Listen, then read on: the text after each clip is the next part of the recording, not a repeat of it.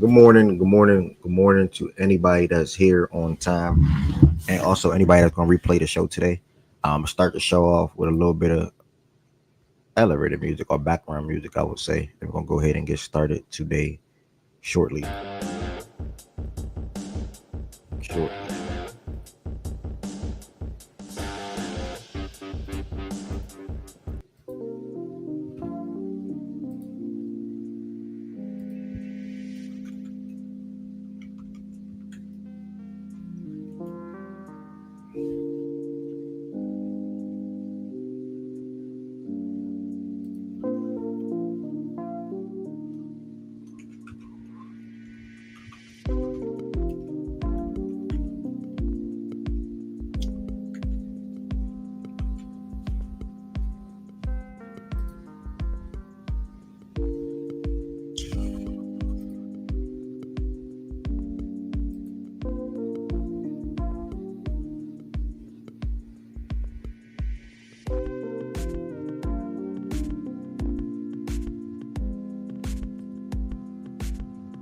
2 Turn was good, Chan was good, Q Sing was good, Brad was good.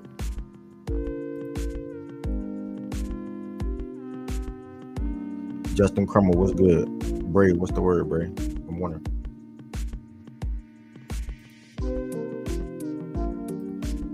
Appreciate y'all pulling up on the YouTube side of things. Appreciate y'all being early and on time. Appreciate y'all liking the live. If y'all didn't like the live yet as well. I mean, if y'all did like the live already as well. Mr. Statology, what's the word? Good to see you in here.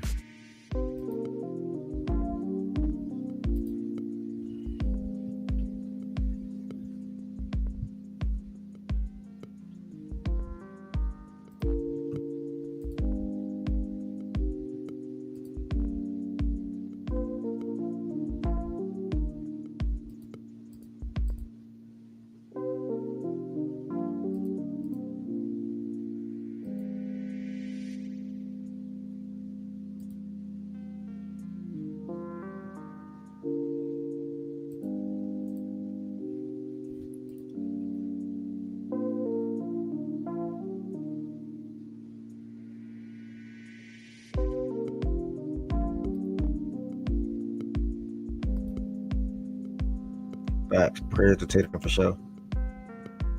Good morning, everybody that's coming in here. Good morning, everybody that's coming in here. Good morning to everybody that's coming in here.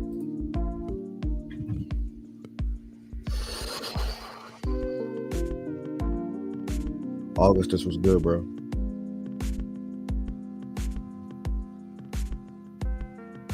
Good morning to everybody that's here so far.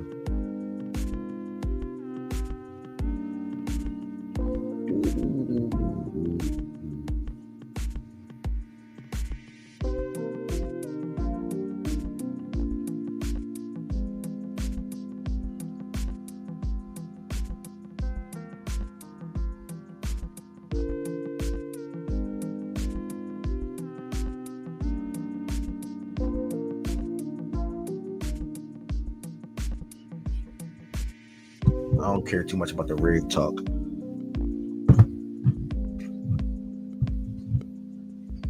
I don't really care to speak on, oh, it's rig. I don't really. Shit happens. It's that simple.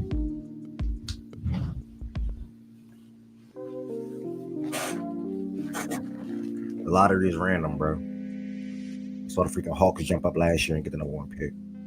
It wasn't rigged then because of who it was or who they got. Ricochet.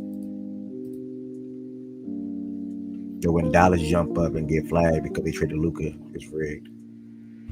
So I don't really get into the rigged talks. I'm about to stop the background music. Z Blaze, you feel me?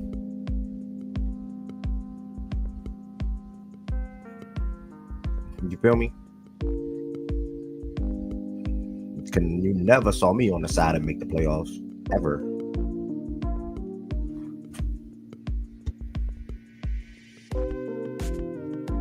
I'm about to stop the background music in about 1 minute. Again, appreciate everybody that's in here. Appreciate everybody that's in here.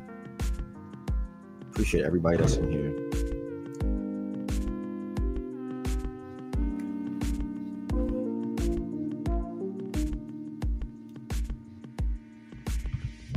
yeah, if anything, it's a big coincidence. But even then, what's people gonna say then? Oh, it's rigged because of how much of a coincidence it is.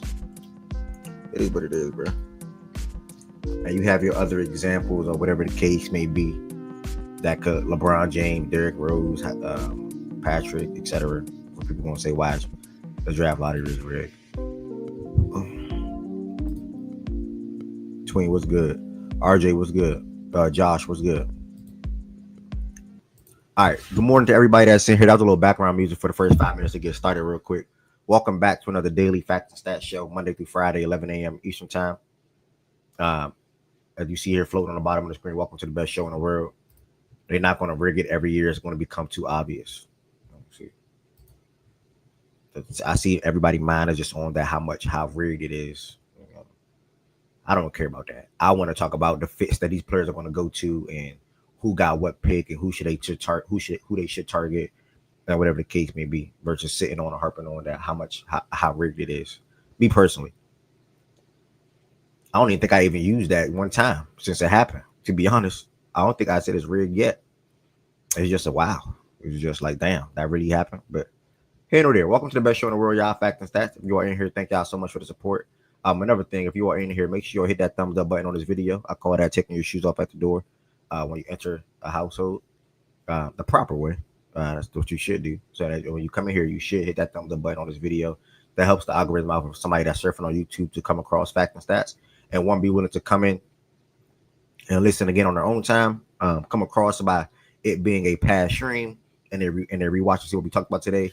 And or be willing to join the stage eventually and be able to or want to talk amongst myself and other people that come on stage or even in the chat. So make sure I hit that thumbs up button on this video. Next, feel free to comment any questions. And I'll answer anything after the introduction, Augustus or whoever else asks the question as well. Bear with me. Also, make sure y'all share this out with one person today. I'm pretty sure if you share it out with one person, they're going to be more than likely be willing to come back and listen in again. And if not listening again, eventually grow and evolve to wanting to speak on the stage. I think that's what it's all about. My slogan is speak your mind. So I allow anybody to come on the stage and speak their mind in regards to whatever the topic is. So please do not forget that. You can share with an Instagram chat, Twitter chat, iPhone group chat, a significant other, family member, whoever. Let them know what Facts and Stats is. Monday through Friday, 11 a.m. Eastern time, a daily sports show. Talking about all sports for the most part. Also, if you are in here, you are not subscribed, make sure you hit that subscribe button. If you are in here, you are not subscribed, make sure you hit that subscribe button. Again, thank y'all so much for helping me get to 1,000 plus a couple of weeks ago. That was still a major goal and achievement of mine. So thank y'all for that support side of things, the support in that aspect, I would say. So yeah, if you are in here, you're not subscribed, make sure you all subscribe. It's a great platform to be a part of, in my opinion. Next, if you are not a member, that's extending your support. I would love for you all to become a member. How can you become a member? The link in the description on this video. There's 3 different levels you can join as. The first level is as low as $5. They all have different customized perks. They all have the ability to send emotes into the chat. And obviously, you get the Facts and Stats logo next to your name.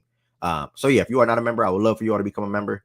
It's just extending your support for the platform. And also, feel free to send super chats and super stickers at any time. Feel free to send super chats and super stickers at any time. As you see at the last sentence, all extended support is greatly appreciated. All extended support is greatly appreciated. So make sure y'all become a member eventually, whenever you feel like the time is right. Damn, my camera just went blurry. What the hell?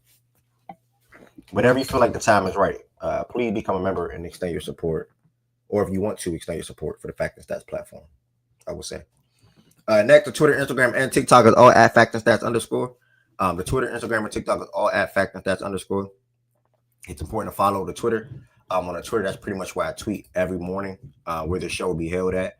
If anybody's been keeping up with Facts and Stats lately, or over the past month and a half, you guys know I've been on YouTube Monday through Thursday and playback on Fridays. So as you see here, the show will be live at 11 a.m. Eastern time on YouTube and Twitter. Open everyone to come speak their mind always. NBA draft lottery reactions. Brunson and the Knicks take game 4.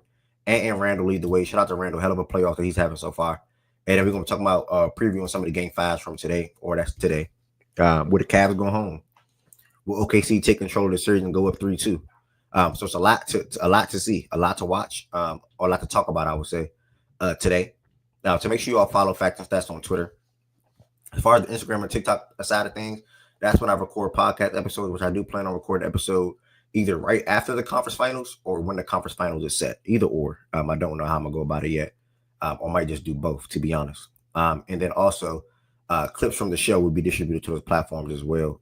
Twitter, Instagram, and TikTok. So make sure you tap into Fact and Stats on all platforms and follow on all platforms if you're not already. Next, the playback room. Playback.tv/facts and stats. That's where we at every single night. I had a good time in playback. I love when I'm on my computer in playback versus on my iPad or my phone. Like I love when I'm home and being able to have my camera on and watch the games with you all, versus being on my phone or something like that or on the move. But playback.tv/facts and stats. 1,867 members. Again, we watch live NBA games in there every single night. You see here, show is live on Fridays at 11 a.m. Eastern time, and live watch parties. Over the last 5-6 weeks, we've been doing verses in there on Fridays. Cannot guarantee one this Friday. I think I got a haircut appointment early, so cannot guarantee one this Friday. But that's what we've been doing the last 5-6 weeks, and it's been a good time as well. Mine was good, but playback. It's the app you can download. It is free. It allows me the opportunity to host a show there as well. I have my camera on there. People can join the stage and turn their camera off if they choose to do so, and also a live chat room to the right, as you can see here. So yeah, that's pretty much what playback is. Make sure y'all sign up, join the Fact and Stats playback room. The link's in the description is on this video as well. Miles was good, and it's an app you can download and make it easy for you. Next, check out the website for all Fact and Stats apparel. It's a rainy day today, but I am going to make some more deliveries to the post office today. It is a rainy day, but I'm still going to make some more deliveries to the post office today, and I should be done with everything definitely by tomorrow. If you do not have any Fact and Stats apparel, make sure y'all check out the website. That's factandstats.us. A new design dropped last week Monday. So yeah, a new design dropped last week Monday. A couple of people pre-ordered on that Friday prior. But if you do not have a new Fact and Stats shirt, I would love for you all to check out the website whenever you are feel the need to do so, whenever you are able to do so. This design is called Love Fact and Stats for the spring 2025. It's a white shirt with red lettering. You're going to see the Fact and Stats heart on the front, black shirt, white lettering, Fact and Stats heart, pink, blue, white lettering, and an off-white, red lettering. On the back of the shirt, it says "Speak Your Mind." On the back of the shirt, it says "Speak Your Mind." On the back of the shirt, it says "Speak Your Mind." So make sure you all tap in to the website. Slogan is "Speak Your Mind" always. Give everybody a platform to speak their mind in regards to whatever the topic is. Next, if you are not in the Fact and Stats Gambling Discord and you do gamble and you want to tell picks from whoever, feel free to join the Fact and Stats Gambling Discord. That link should be on this page as well.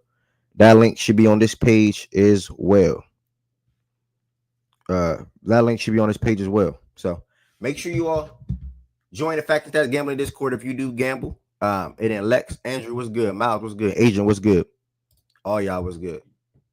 Last but not least,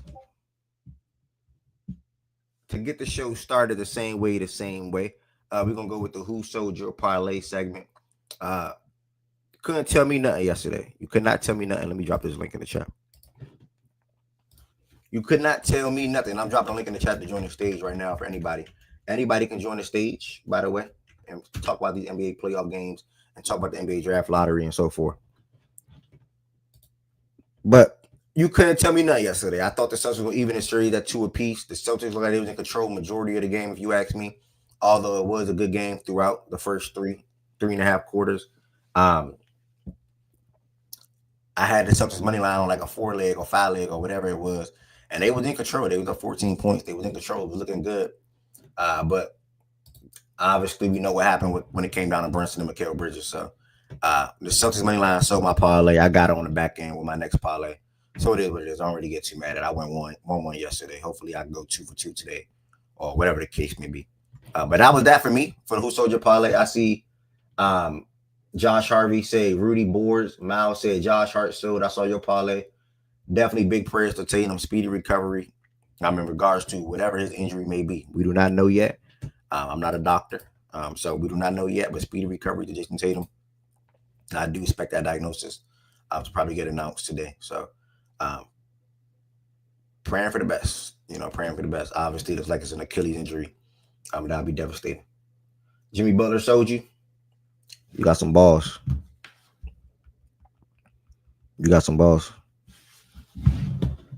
Luke Cornett showed a 5 out of 6 parlay. I took the nigga for 3 points. I thought it's 7 for the ass to get 2 dunks. 3 points. Yeah, it was a Nah, weird bet. that ain't bad. That's crazy. Like what? Like Ev, everything else hit right. I'm like, the nigga going play, and he did this shit every other game, bro. He literally like only reason I did it is because I looked at his log and I'm like, the nigga get in like 10 minutes. He usually get like, you feel me, a lob, a little hook, maybe it's a free throw. Nigga, 3 points. Yeah, yeah, that's ridiculous. That's ridiculous. Somebody else said Dante, I needed three threes. He ended up with two. Jimmy a bum. Um, okay. All right, that seemed like that's it for the Who Sold Your Parlay segment. Um, Players of the day, whether it's hockey, which I watched my first hockey game a little bit yesterday for my first time, and I don't know how long. But whether it's hockey, whether it's baseball, whether it's NBA, whether it's WNBA, whatever the case may be, who are y'all players of the day? For me, I'm gonna go ahead and show this guy some love, even in a losing effort. Jason Tatum, 42 points, 8 rebounds, 4 assists, 4 steals, 2 blocks, 7 for 16 from three, 16 for 28 from the field. He was having a hell of a performance yesterday. That is my player of the day. If I did not have to say Tatum, I will pivot over to Mikal Bridges because I truly don't think that game. I know Brunson is the one with 39 points, but the reason why I'm pivoting to Mikal is because he held his own in the fourth quarter when Mikal was on the bench. And I think that start that fourth with Tatum out and Brunson out was so key. And Mikal hit mid range after mid range after mid range. And even when Brunson came back into the game. So I don't know how many points he had in the fourth quarter, probably 6 to 8 if I had to guess. But I feel like those moments like that matter, So shout out to Mikal Bridges. I'm gonna go with him, if not Tatum. Yeah, I'm gonna go with him if not Tatum as my main one. I say Randall and OG. OG for the efficiency, and he hit a lot of big threes, and then Randall for just Randall's more credit to what he's done just in the playoffs so far, and then dropping 30 again on so I think 70 true shooting, whatever. Shout out Julius. Okay. Yeah, and Brunson and Jason I'll Tatum. probably Yeah, say Julius and Mikhail. Julius and Mikal. Agent, yeah, that's who Jimmy is, bro. That's just who Jimmy is, bro. You gonna get your good Jimmy games. What he gave y'all 33 game four or whatever it was, Damn, niggas can't be game injured. three. Okay. Yeah, they bring up the injury when he dropped 33 points. There's no injury, but when he don't, it's then the Oh injury hit. shit. Okay, Did yeah, that's what I we mean, Ev, on. did you wa- that's just how people do, bro. did you watch that That fourth is quarter how when he is dropped facts. 30? I'm just speaking fact. That's just what people do, bro. Did you watch that fourth quarter when he dropped 30? Bro, he playing basketball. At the end of the day, he's playing basketball. He's on the court. He's playing basketball. Nine shots, bro. I don't He's give not a missing fuck every what he other got game. going on. If you watched that game yesterday, which I'm sure you did, he just picked Nah, and I'm not. choose. No If you funny if Ev. if you Yeah, didn't I watch didn't. it, he I just picked and dead choose. ass knocked out. I knocked out. Nine I shots watched is the happy hour. unacceptable, bro. This loss is Nigga on gave him. me two complimentary shots, Ev. Nigga, I knocked out after happy hour. I'm not even gonna lie to you, bro. I didn't watch the second of that game, so I don't even You care that did say much. you did spend 50 on happy hour. My nigga was lit. Yeah, so But don't do nine that. shots is not cutting it, bro. For a $60 million type nigga. I'm seeing Draymond have 14. I'm seeing Pajemski 14. Buddy Hield 11. You telling me you're not even in double digit shot attempts? And we paying you 60 without 30 on the floor? Come on, T. Like at some point where we gotta hold niggas accountable at like we just gonna keep letting this shit slide? What do you want T to say back to that, bro? I'm just curious. Cause he keeps saying excuses like he hurt, he this, he not bro. You could be hobbled and still get up more than 9 shots. Did you keep the same energy with Harden? Yes, I literally did. I said 8 shots is unacceptable. I literally did the same shit. I don't know why you brought that up. I was just asking. If you I did, did then that. I cool. did 100%. If he taking 9 shots, that's a bad game. He should have took more Eight shots. shots for Uno was a nigga. I was slandering him. Unacceptable. He just said if Jimmy took 9 shots at the bad game, he should have took more shots, bro. Like, Now, you want me to say more to a yeah, game what I else didn't do you? watch? Yeah, what else do No, you want I him to was say? replying to what he said. Did you say the same thing about Uno? I said yes, I did. All right, and he said if you said the same thing, cool. Like you get, like basically you got it. That's all. Um, Real quick, just shedding some light. I know we did a lot of talking on it yesterday, but just sharing some light. The NFL dropped their full international games, so I'm gonna share that screen of that real quick for anybody that have not did not see it. Hot But life, this, you better go to that Rams game, brother. but man, this looks far. But Friday, September 5th, we have the team will be announced Wednesday, but many people believe that's the Chiefs. So probably the Chiefs and the Chargers on September 5th on a Friday. On that September 28th, we also have the Vikings playing back to back, first time ever, back to back international games. One against the Steelers, and that next immediate week, another against the Browns. So shout out to the Vikings, man. They're gonna be having a good time over there. Then we also on Nigga, that's October gonna fuck 12th, them up. also on October 12th, we got the Jets versus the Broncos. We got the Jets versus the Broncos on October 12th at another international game. And then October 19th, we got the Rams versus the Jaguars as well. And then next, two more to go. We have the Falcons versus the Colts, and then the Commanders versus the Dolphins. So this is the full NFL international schedule. What is that? 7 games, couple of different teams. Ravens obviously not cracking it. It is what it is. Don't really matter. But shout out to these teams that are going to be playing these international games for those fans all over the world, or those fans on that side of town in London. So, and the NFL is continuing to grow. That's what it's all about, and they're going to be able to put on a good performance for these teams or these fans that's over there. Granted, super duper early start for me. 9:30 a.m. is ridiculous, but thank God I'm not on the west, like I'm not on T time zone. Nigga, you think I'm watching any of them games? Because I wouldn't catch none of these games. No funny, I wouldn't catch a soul. I Not one of might these. I might set an alarm for the Rams Jaguars, but nigga, if that alarm don't wake me up, nigga, I promise you that game's gonna start like 4 a.m. my time. Nah, it's gonna start at 6:30. 6? I thought someone should start at 5 last year. Some of the internationals. Nah, it's 9:30 right here. So that means it'll Yeah, be 6:30 for you. yeah. Yeah, so just wanted to share some of these NFL international games real quick before we jump and keep everything NBA related today. NBA draft lottery reactions. Again, I'm not one of the ones that's D-Mac, were you coming up to say something about the NFL international games? No, I just the Vikings being there for 2 straight weeks like the Jaguars are last year, I thought was noteworthy, and the fact that it's different countries, it sounds like it's going to be a little bit of a test case for the NFL this year. So we'll see how that works. I feel like that messes them up though when if they're gonna stay at international for 2 weeks and then have to come back and play a game. Yeah, I did not check what happened to the Jaguars after they got back. Obviously, they were not a good team regardless, so I don't know how real that may be. I mean, they lost pretty all those games regardless. I don't know. It's tough, as far as being able to stay over there, get adjusted, and then also depends. Are you going to have a bye week after you get back? So both of those things do come into play. So I'll be interested to see how that ends up working out. I believe the Jaguars did not have a bye week after. I have to figure out because they played the Falcons over there last year. Was that last year? Is it? It was 7 games last year, or is this more than last year? This is more than last year for sure. This is more than last. Okay. That's why it just threw me off. I was like, it was that many games in the national last year? I was like, I don't remember that many. Nah, it was definitely more last year for sure. So when did the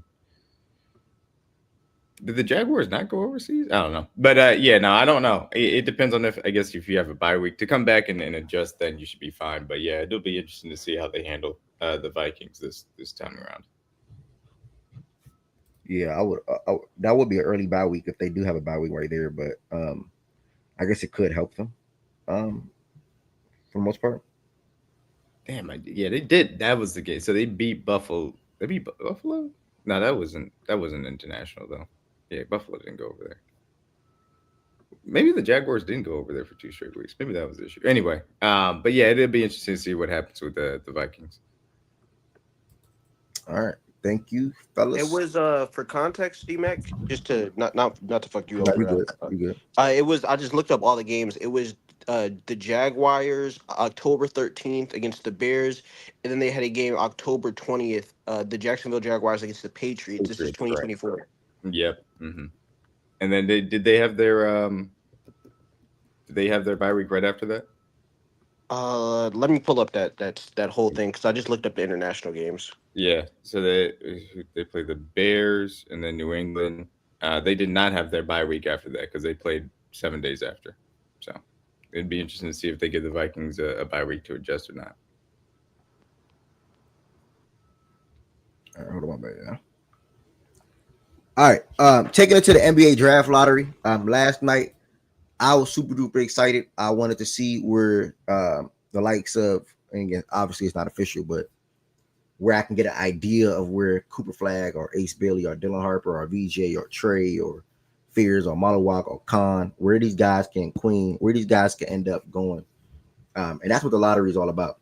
Now I know a lot of people were saying using the word rig thing. I'm not really getting too much into that, but anybody that want to speak can speak on that, whatever the case may be. But me personally, obviously it's a big, super duper coincidence, probably a big bit of luck, and probably it's also a big blessing, in my eyes. Whenever you can, and I'm not saying can like it's the right thing to do, but let me just word it differently. Whenever you trade a guy that's generational and Luka Doncic to the Lakers, and you want to be big on building your team with a defensive identity going forward. So you target Anthony Davis and you target Max Christie. You only get one pick in the trade, and people feel like, well, obviously you put them out on the open market, you probably would have got more, right? And then you fast forward now, Kyrie gets hurt. It's crazy because if Kyrie don't get hurt and AD don't miss them games, they don't even get that pick. Like, that's the funny thing about it. People like if Kyrie don't get hurt and AD don't miss them games, they don't even get the number one pick because they're probably a playoff team, right? They're probably a playoff team where they're winning more games regardless. I know, granted, they still made the play-in, if I'm not mistaken, but they're probably a playoff team. End of the day, Or bare minimum win in the play-in. yeah, that too. So, now they lose, and then they jump 10 spots and end up with the number one pick, which everyone knows. The number one pick comes with Cooper Flag, and they're in a great spot, man. And again, like any Dallas fan that was mad or pissed off, and again, they're not the same player. They're not going to look the same. It's not going to be at the same at all. But any Dallas fan that was mad at Nico or mad that they lost Luka Doncic, some of that madness is now going to turn right back into excitement for what to look forward to or what to come in Cooper Flag. He's going to bring great defense. He's going to bring energy and excitement on the offensive end. He's going to bring posterizing dunks. He's going to bring crazy shot blocking. He's a good defender all around the court. Like, he's a good offensive player. Just not he's better defensively than he is offensively, and that's not a bad thing.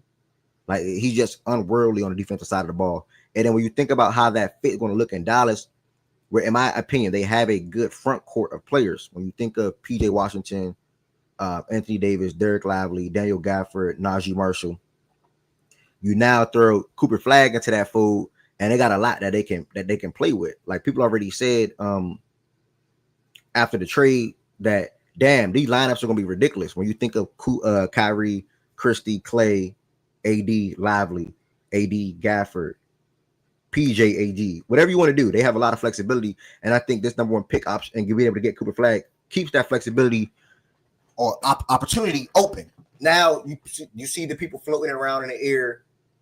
Hey, you get Flag, you have him eventually grow with Kyrie, who's still nursing that injury. He's probably gonna miss a lot of next season. Or you have him grow with Anthony Davis, right? Or you trade the number one pick and you try to target Giannis, who many people believe they will try to target Giannis with the number one draft pick. And you say, hey, Kyrie is 32, AD is 33, or I could have said that wrong. I think Kyrie is 33, AD is 32. Let's get Giannis and maximize the last 3-4 years of really good seasons that we can have out of Kyrie and AD and put that together. Now, obviously, Giannis will have to want to go to Dallas. Obviously, Giannis will be skeptical as if Nico was a trustworthy general manager because of how he just did Luka Doncic. If it was up to me, I just think they're in a win-win scenario. I think they can do whatever they want to do. I'm for them trading for Giannis, not really, more so for the Spurs doing it. And I'm also for them getting Cooper Flag. And I'm not necessarily building a team around Flag. Eventually that will happen, but they don't really have, I don't know, man. They have such a win now mode team to where like Flag can step in with not a lot of pressure. Like typically number one picks come in with some type of pressure. Like they come in with expectations. I don't think Flag can step in that situation in Dallas with pressure at all. I think he'll maybe play freely.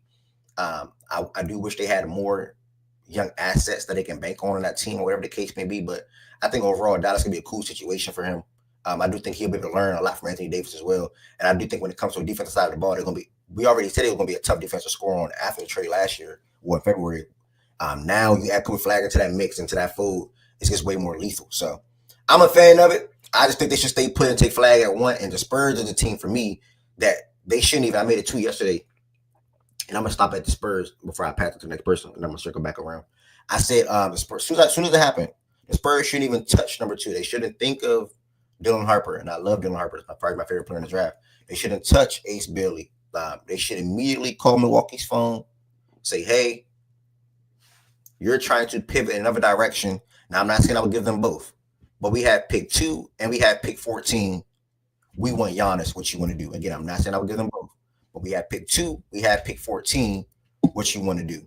Um, and maybe if they trade pick 2 and 14, that can allow them to keep one of them young guys in Vassell and or Castle. But for me, the trade will start with Vassell, Sohan, to Keldon or Harrison, and work my way on down like that to make the money work. So I want Giannis to end up in San Antonio. I said this like a week ago. Hopefully it works that way. And in Dallas, you get the blessing to be able to get Cooper Flag, and then we see where KD falls if KD falls anywhere, maybe even Houston with that 10th pick, and they can call Phoenix and say, "Hey, we got pick 10. What you want to do?" So that's my quick little 1-2 on it real quick. I'm gonna speak to 3 through 14 after I'm allow somebody else to touch on the. What was your initial reaction to the Dallas Mavericks getting pick 1? If you're the Mavs, do you take Cooper Flag? Do you entertain a Giannis Antetokounmpo? And if you're the Spurs, what are you doing there? Anybody else want to step up to the plate after that? Um, I'll go because I've been talking a lot, but then somebody else want to go. Y'all can butt in. But my initial reaction, Ev, I think you see my initial reaction on playback.tv/facts and stats. Nigga, I was confused. I thought that shit was a troll. Dallas Mavericks getting a number one pick. I literally looked this shit up on Twitter and seen Dallas Mavericks won. I thought a nigga was trolling me. Like I thought, you know how they be having this Centol and all that on Twitter. I thought it was one of those. And then I actually looked Still at have Flag, the Kyrie, full draft ranking. AD. That's a good. I I feel like at the end of the day, shout out Dallas for getting this opportunity because I'm not gonna take it away from getting the pick. But I just feel bad for all these teams. We see 17 wins, 18 wins, 19, 20, 21, 26, all fell, and 231 teams. And fucking the Sixers got the top three picks. Like I feel bad for Utah. I feel bad for the Wizards, because it's like we sucked for what? We won 18 games for what? Like that's the only point I have about it. Like it's the reaction shock. And then to your Dallas conversation, if I'm the Spurs, I go get Giannis. If I'm Dallas, are you trading Lively in that deal to get Giannis? Me personally, I will more so be focused on trading Gafford, who still has one more year left on his deal. And I'll just move Gafford and you talking about for Giannis? Yeah, Hmm. I'll just move Gafford, and I'll be trying to keep Lively. So you would But I run mean, that's not Lively? make or break. If I got to trade Lively, I'll trade. You know No, what no, I'm saying? Yeah, I'm because not over it. Like I'm just wanted to know if you're keeping Lively, Giannis, and AD as your 5, 4, and 3. That's a big 5, 4, and 3. nah, that wouldn't be your 5, 4, and 3. That wouldn't be your starting lineup. Oh, you would have Lively coming off the Yeah, bench. yeah, Yeah, Okay. Lively yeah. would be Lively in have to shift to the bench. Like so, either way, that's what I'm saying. Like I wouldn't care if I trade Lively or Gafford, but I think the Mavs want Lively and will prioritize Lively, keeping him from a keeping standpoint than Gafford, rightfully You so. need you need you But need Lively over Gafford, bro. You need Lively. You can't afford to trade him. Well, also to make the money work, it would probably make sense that Gafford would be in that deal one way or the other. So yeah, I think for both aspects, definitely Gafford being there. Um, T, did you have anything else before I give my my No, thoughts I on it? want to mute, brother. I want to mute. You good to Okay. go? Yeah, it's just obviously as a Nets fan, I'm frustrated, but I will set that aside for the general conversation.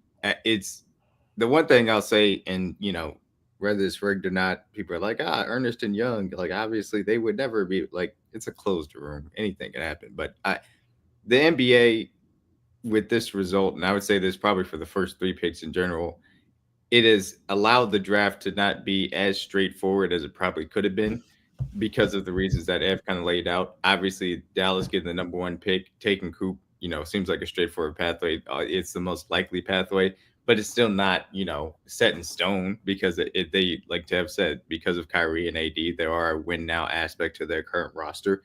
Do they want to still try and make something happen there as far as that's concerned?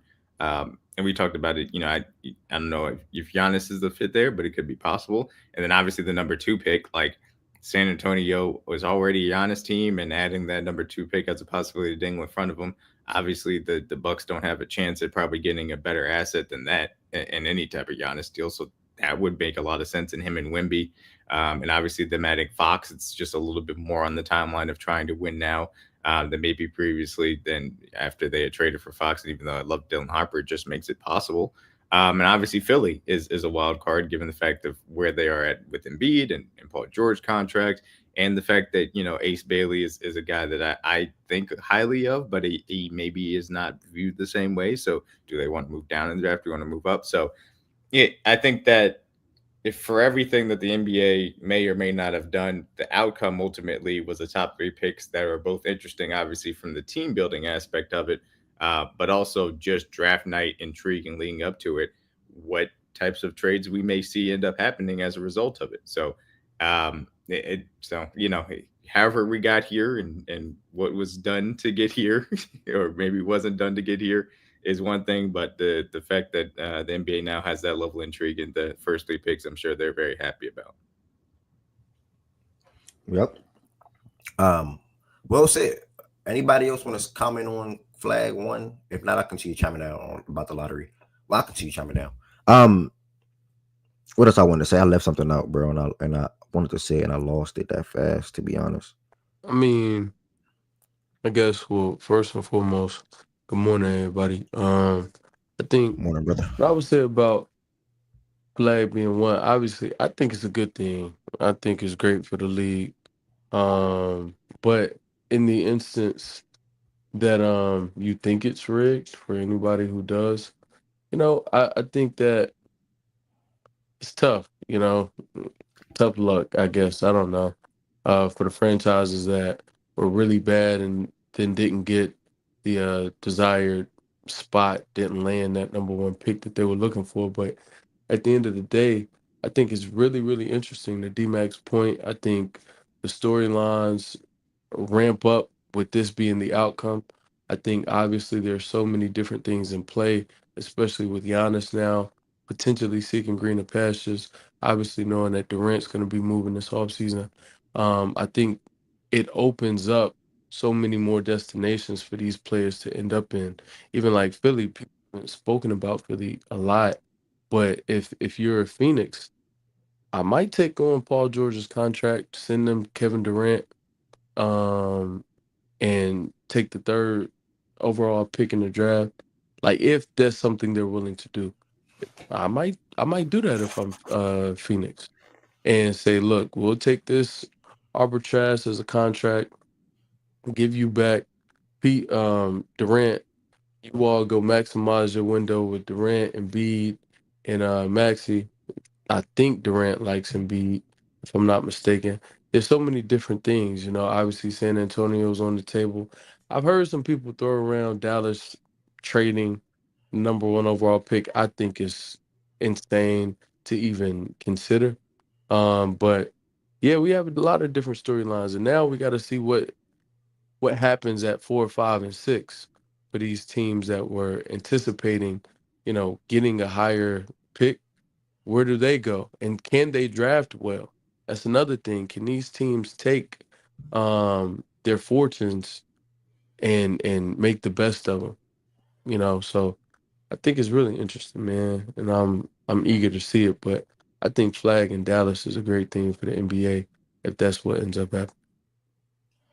Yeah, I definitely want to. That can lead me into going down the rest of the order. I mean, it's so unfortunate, bro, because like these teams, and this is why we see the same teams being the best teams all the time in NBA, because these teams, they don't really have not leeway. They don't really have a real pathway to start them or to jumpstart their rebuild or to become one of them in the league. And that's the Hornets, that's the Jazz, and that's the Wizards, and damn near even the Nets, right? No disrespect. That's pretty much all four of those teams. They're probably the four worst teams in the league right now. I don't think the Wizards will be in that ballpark, and I think the Pelicans are more healthy next year.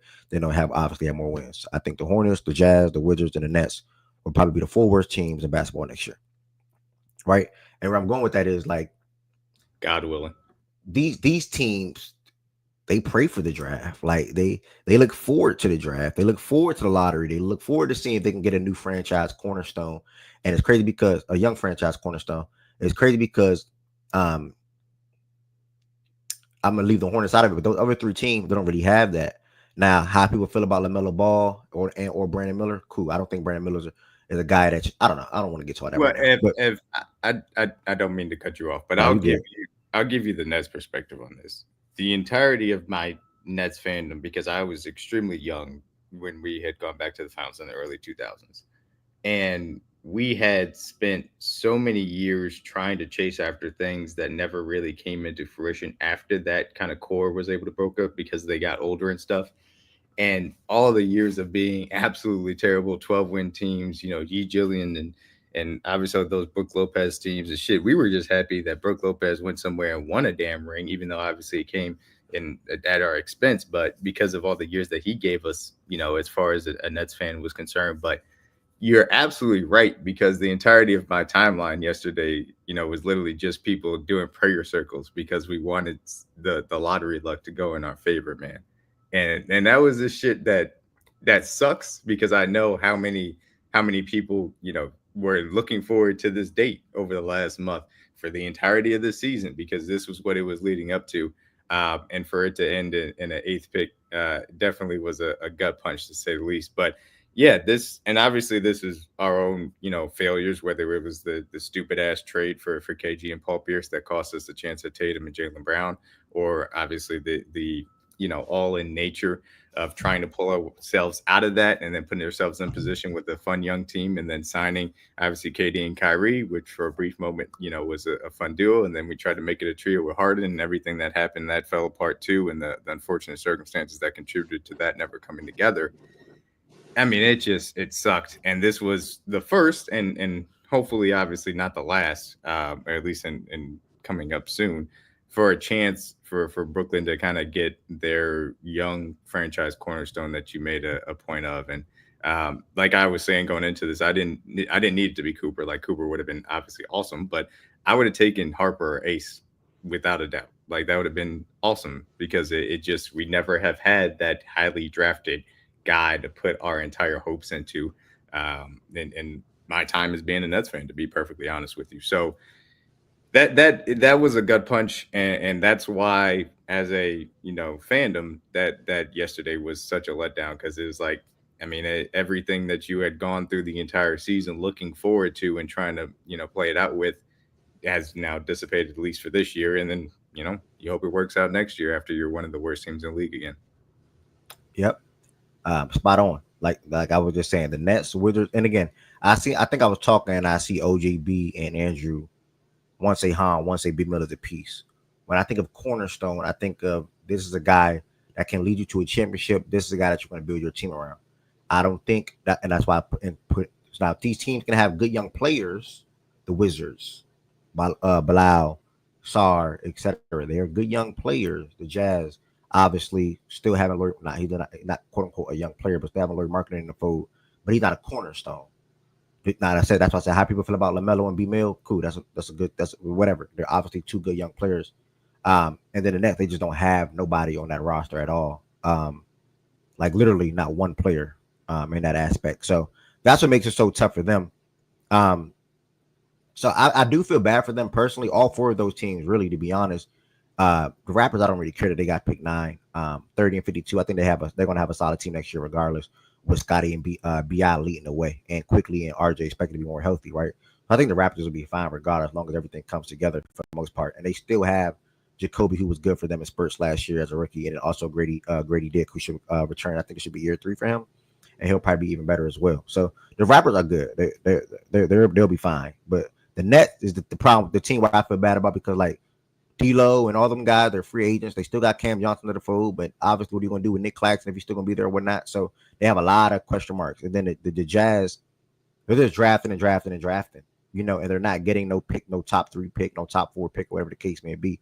And then as far as the Wizards, same thing. Lottery, all these consecutive years. Now, granted, you get blessed with SAR last year, but I don't know, man. Wizards, that's why I was going to it though. I don't know how these teams get better, because, like I said, there's no real avenue, in my opinion, because no star player / superstar player is going to say, hey, I want to go to the Wizards. I want to go to the Hornets. I want to go to the Jazz via free agency. or be a destination per trade, right? That's just not going to happen. They have to get blessed with the opportunity to get a top 3 pick, top 2 pick, number 1 pick, and be able to get that guy unless they draft somebody in the back end of the lottery or later on in the lottery or even outside of the lottery and they turn into one of them, Kawhi Leonard, Giannis, etc. That does not happen too often though, but etc. So I don't know, man. I feel bad for all those teams personally. Like Wes said, I'm glad that the Mavericks got the number 1 pick. I don't care about the rig talk personally. Shit happens. If the Heat lost a coin flip, I mean the Mavs won a coin flip against the Bulls. The Heat beat the Bulls in the play-in. If the Heat lose to the Bulls in the play-in, the Heat would have had the 11 best odds, and then that means the Heat could have ended up with the number 1 draft pick because that's what got the number 1 pick. It's ridiculous, bro. So, I mean, it's a lot to process. I'm a fan of Cooper Flag going to Dallas. I'm a fan of everything. You know, the Sixers, like Wes was just saying. Do they want to go entertain Kevin Durant, or do they want to just? For me, it's just smart to add on to what they have right now, and that's getting not necessarily a 2 timeline thing, but having good young players, a good young team, or just a good team. Period. And I do think the Sixers have a good team when healthy. And we're going to get to the game later on. And again, prayers to Tatum and things of that nature. But the East is going to be even more open next year, right? The 2 best teams going into next season is going to be the Pacers and Cavs. Literally, the 2 best and the Knicks. The 3 best teams in the East going into next season will be Pacers, Cavs, and Knicks. Literally. And there's a real possibility that the freaking Detroit Pistons can be 4. Like, it's a real possibility the 4th best team in the East next year. Make sure I'm not talking about my ass. Hold on. Am I missing a team? I don't think I'm missing a team. Yeah, I'm not missing a team. No. Pacers, Pistons. Yeah, Pistons. It's a real possibility. Yeah. I mean, you're betting on. Hey, are you getting a? I mean, the Sixers can try to do something. Yeah, the Sixers. Yeah, the Sixers. Yeah, the Sixers. Are you going to get a healthy Sixers team? You got PG with Maxey. You expecting at least to be better than Detroit? That got to be at least the standard. That's my thought process. If you can get the health. So it's like, are you getting a healthy Sixers team? Can the Magic take another step? And outside of that, it's like, all right, well, I guess maybe if Giannis stays in the East somewhere, possibly. But other than that, like, yeah, Pistons. Yeah, it's more wide open than ever. Granted, it's still the way this, like, the Knicks were going to win that game regardless last night. I do want to make that clear. By the way the game was going. Shout out to the full quarter they were having. And Jaylen Brown was just terrible. Like, I mean, Jaylen Brown was literally like, he just idiotic. No disrespect. The way he picked up his 5th foul was dumb. And then Joe Mazzulla not putting him back into the game until the 5-6 minute mark was dumb. I think he should have came back in after like a timeout around like 7 or 8. I can't remember. And then Porzingis was just bad. You know, so it's a lot to go into Joe Mazzulla and Jaylen Brown, right? They were going to lose that game. But that actually, that I'm going to save that. We're going to bypass the lottery now. But that can take us to the game, right, from last night. And where the Knicks got the win 121-113. And nobody expected this from both semifinals matchups. I'm gonna be real. Nobody, both. Again, keyword both. You could expect it or anticipate it or predicted it for one, but both. I would be surprised if somebody said, "Yeah, I expect the Knicks to be up 3-1." Oh yeah, I expect the Pacers to be up 3-1 on the 2 best teams in the East the whole entire year. Literally the whole entire year with the Cavs and the Celtics. So for me, this is why teams make the moves that they make. You know, again, prayers for Tatum, right? But this is why teams make the move that they make. And you go out and you get a guy in Cat. You go out and you get a guy in OG last year. And then you go out and get a guy in Mikal, right? And they pivoted off of the Brunson and Randle thing. We didn't really get to see too much of it, but they pivoted off of that pretty quickly. Brunson became the number 1 guy. And they went out and got those 3 guys around Brunson. Brunson took the pay cut. Obviously, we all know about that now. And they're now all on the same team together. And I said started a series where I don't think I would see a game like the Knicks had against the Pistons. I can't remember what game it was, whether it was game 3, 4, 5, whatever, where all 4 of their best players scored 20 or more in this series. So I think if that does happen, they win automatically, right? And last night it happened. Not saying I expected it at all. I thought the Suns were going to win this game yesterday. But Jalen Brunson, man, he is a special player. I'm going to give Brunson and Tatum credit for the performance that they put on yesterday.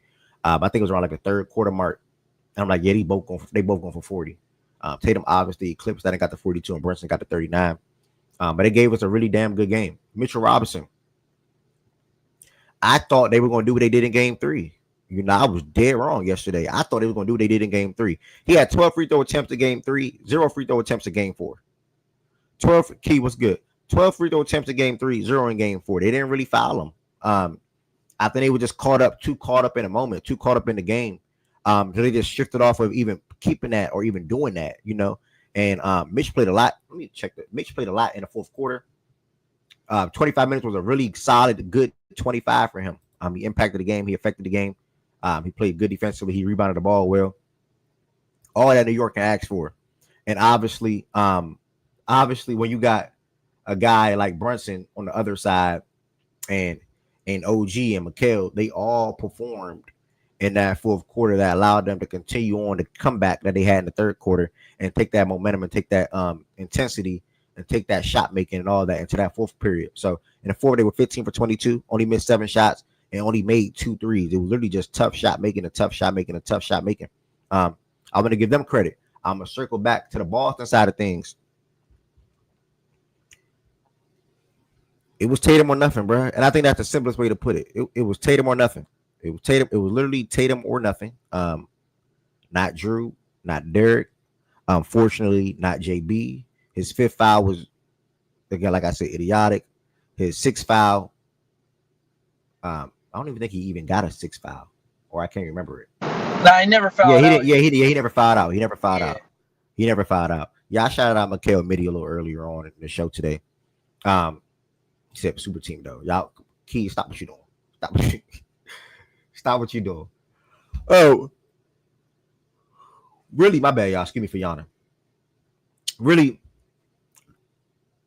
really, it's simple as this. Brunson, Bridges, OG, and Cat showed up, and outside of Tatum, nobody showed up. Now, don't get me wrong. Derek White had a great first half. I do not want to excuse the first half that Derek White had.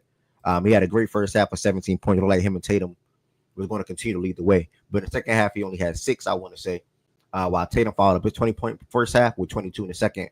But Brunson also had matched that with 26 in the second half on top of the contribution that he got from OG, McHale, and Cat. So they looked like they wanted it more last night.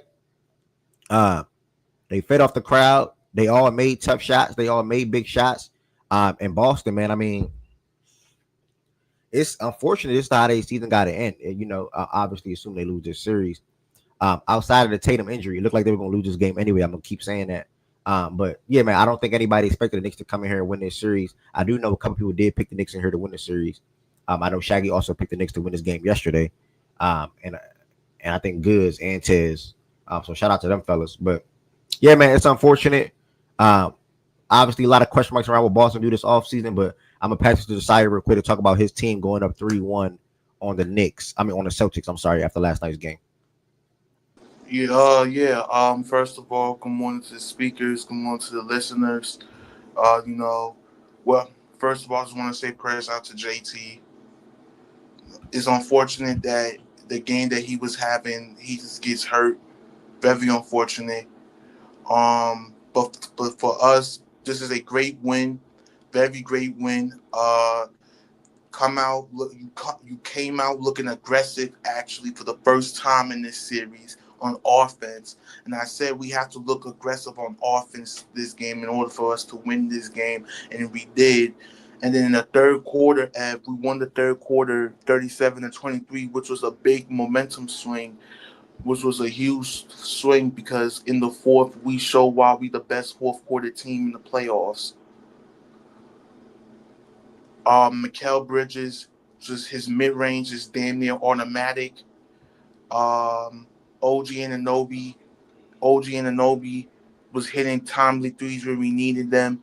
Jalen Brunson was just Jalen Brunson. Uh, yeah, this was. I'm very happy. I am very happy. And another weird fun stat that you ain't know, the Knicks won their first ESPN game in the second round since game 4 against ironically, in 2023. Say that again. Like, this is the first game the Knicks has won on ESPN/ABC since game 4 against the Miami Heat in 2023. Okay. Okay. Yeah.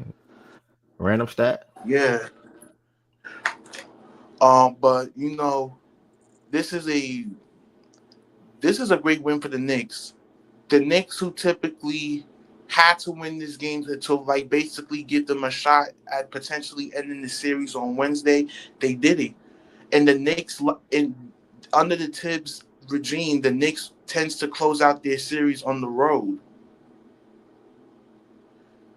I don't know what it is about Tibbs and closing out series on the road, but it works. I didn't win game four. Oh, my bad. There was game five. Game five was TNT. Excuse me. I don't remember that Uh, series 11-10. That was 2 years ago. Uh, I don't know. Josiah came up with he had a stat. Was the stat wrong or something? It was a wrong Josiah? hmm. Oh, it's No, I incorrect. just heard it Okay. last night. Didn't have any. All right, so that stat is incorrect. But either way, y'all up 3-1 Josiah. Shit happens. Shit Yeah, happens. Shout out to y'all. Shout out to y'all. yeah, yeah. But like, this is good. This is very surreal that we potentially are one win away. Well, we're one win away from going back to the ECS for the first time in over 25 years. All right. Very, very excited. Shout out to the Knicks. I want to give credit to Mikhail and OG again for how they performed in this, particularly this series right here. Both mainly OG that has his best games against the Knicks. I mean Celtics, pretty much throughout his career. I know last game he wasn't that good offensively, but this game he hit a couple of big shots for them as well. On top of obviously Mikhail and obviously on top of Brunson. So shout out to their big four or their four best players on their team. To But perform. What you about to say? OG been dealing with that hammy, bro. Every time I see him, he's holding on to it. I don't know if he's grimacing, if he's dealing with some pain, but whatever he's doing, shout out him. This is a time where you play through injuries and offs.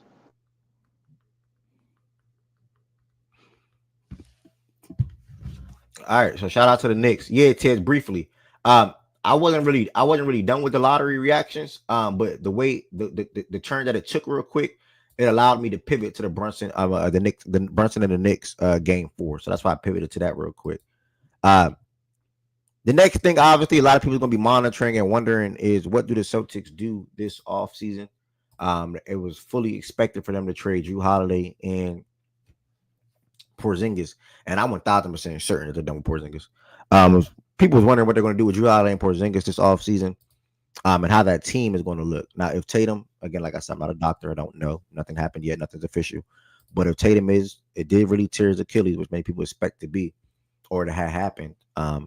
I think the Celtics personally should just flame out. And what I mean by that is you can still look to trade Drew and KP, to share some salary or get back some assets or whatever the case may be, and try to have a team around Jaylen Brown and Derek White and whoever else is there. But I just don't think without Tatum, that team is going to be really good at all next year. And I don't really think they should just try to have a pointless, again, try to have a pointless playoff run just for the sake of it.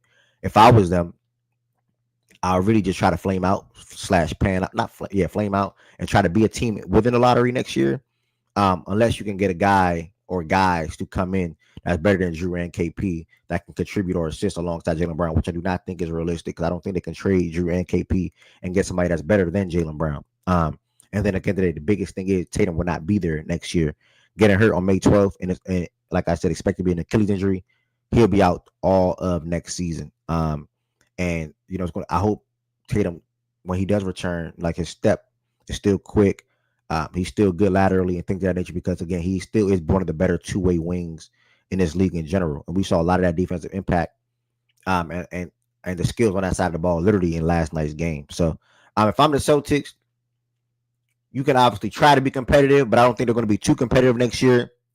They're going to be a team led by Jaylen Brown and Derek White, and I don't think that team will be on much personally next season. So for them, accept what it is, share some salary, get back some assets. You trade Drew and KP, and then just look forward to shaking back in the 2020s, 2026, 2027 season when Tatum is expected to return to the court, and he should be 1,000% healthy. So that's what I'm doing if I'm the Celtics. Up here, anybody else? What are you doing if you were the Boston Celtics as far as this offseason? For me personally, I'll probably this is the problem with It's the Drew pinned Holiday. 11-10. It's not pinned. You I said never what? pinned it. I never pinned the link to join the stage. What the hell? Nobody Nah, said nah, that. nah. You never pinned it. It was I just can't me. believe nobody said that. What the hell? But yeah, me personally, if I'm in Boston, Drew gotta go because he's a good player next to other stars. If Tatum's not there, the system is not there. Like his role player buckets, corner threes, point of attack defense, like that's on the margins on a good team. That's very good on a lottery team because they got to get try to get wins. And you feel me, Porzingis, they've been trying to move him. It's tough.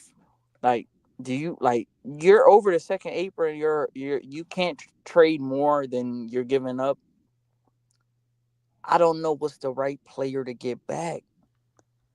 Maybe some picks. Who wants Porzingis contract?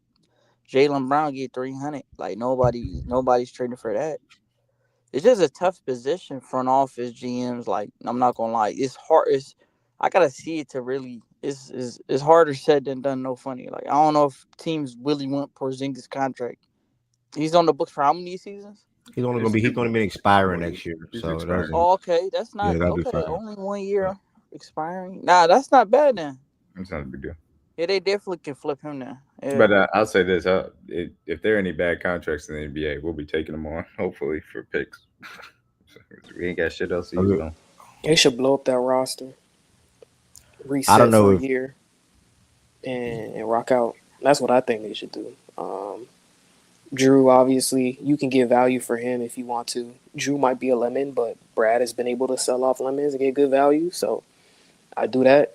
Um, you know, KP, you see where you can salary dump him somewhere, whatever.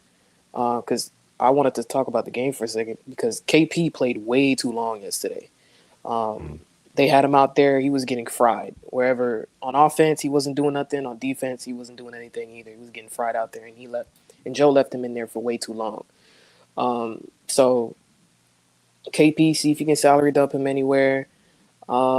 Missoula is going to be interesting to see how he coaches next year too, because obviously a lot of Celtics fans are not really happy with Missoula either.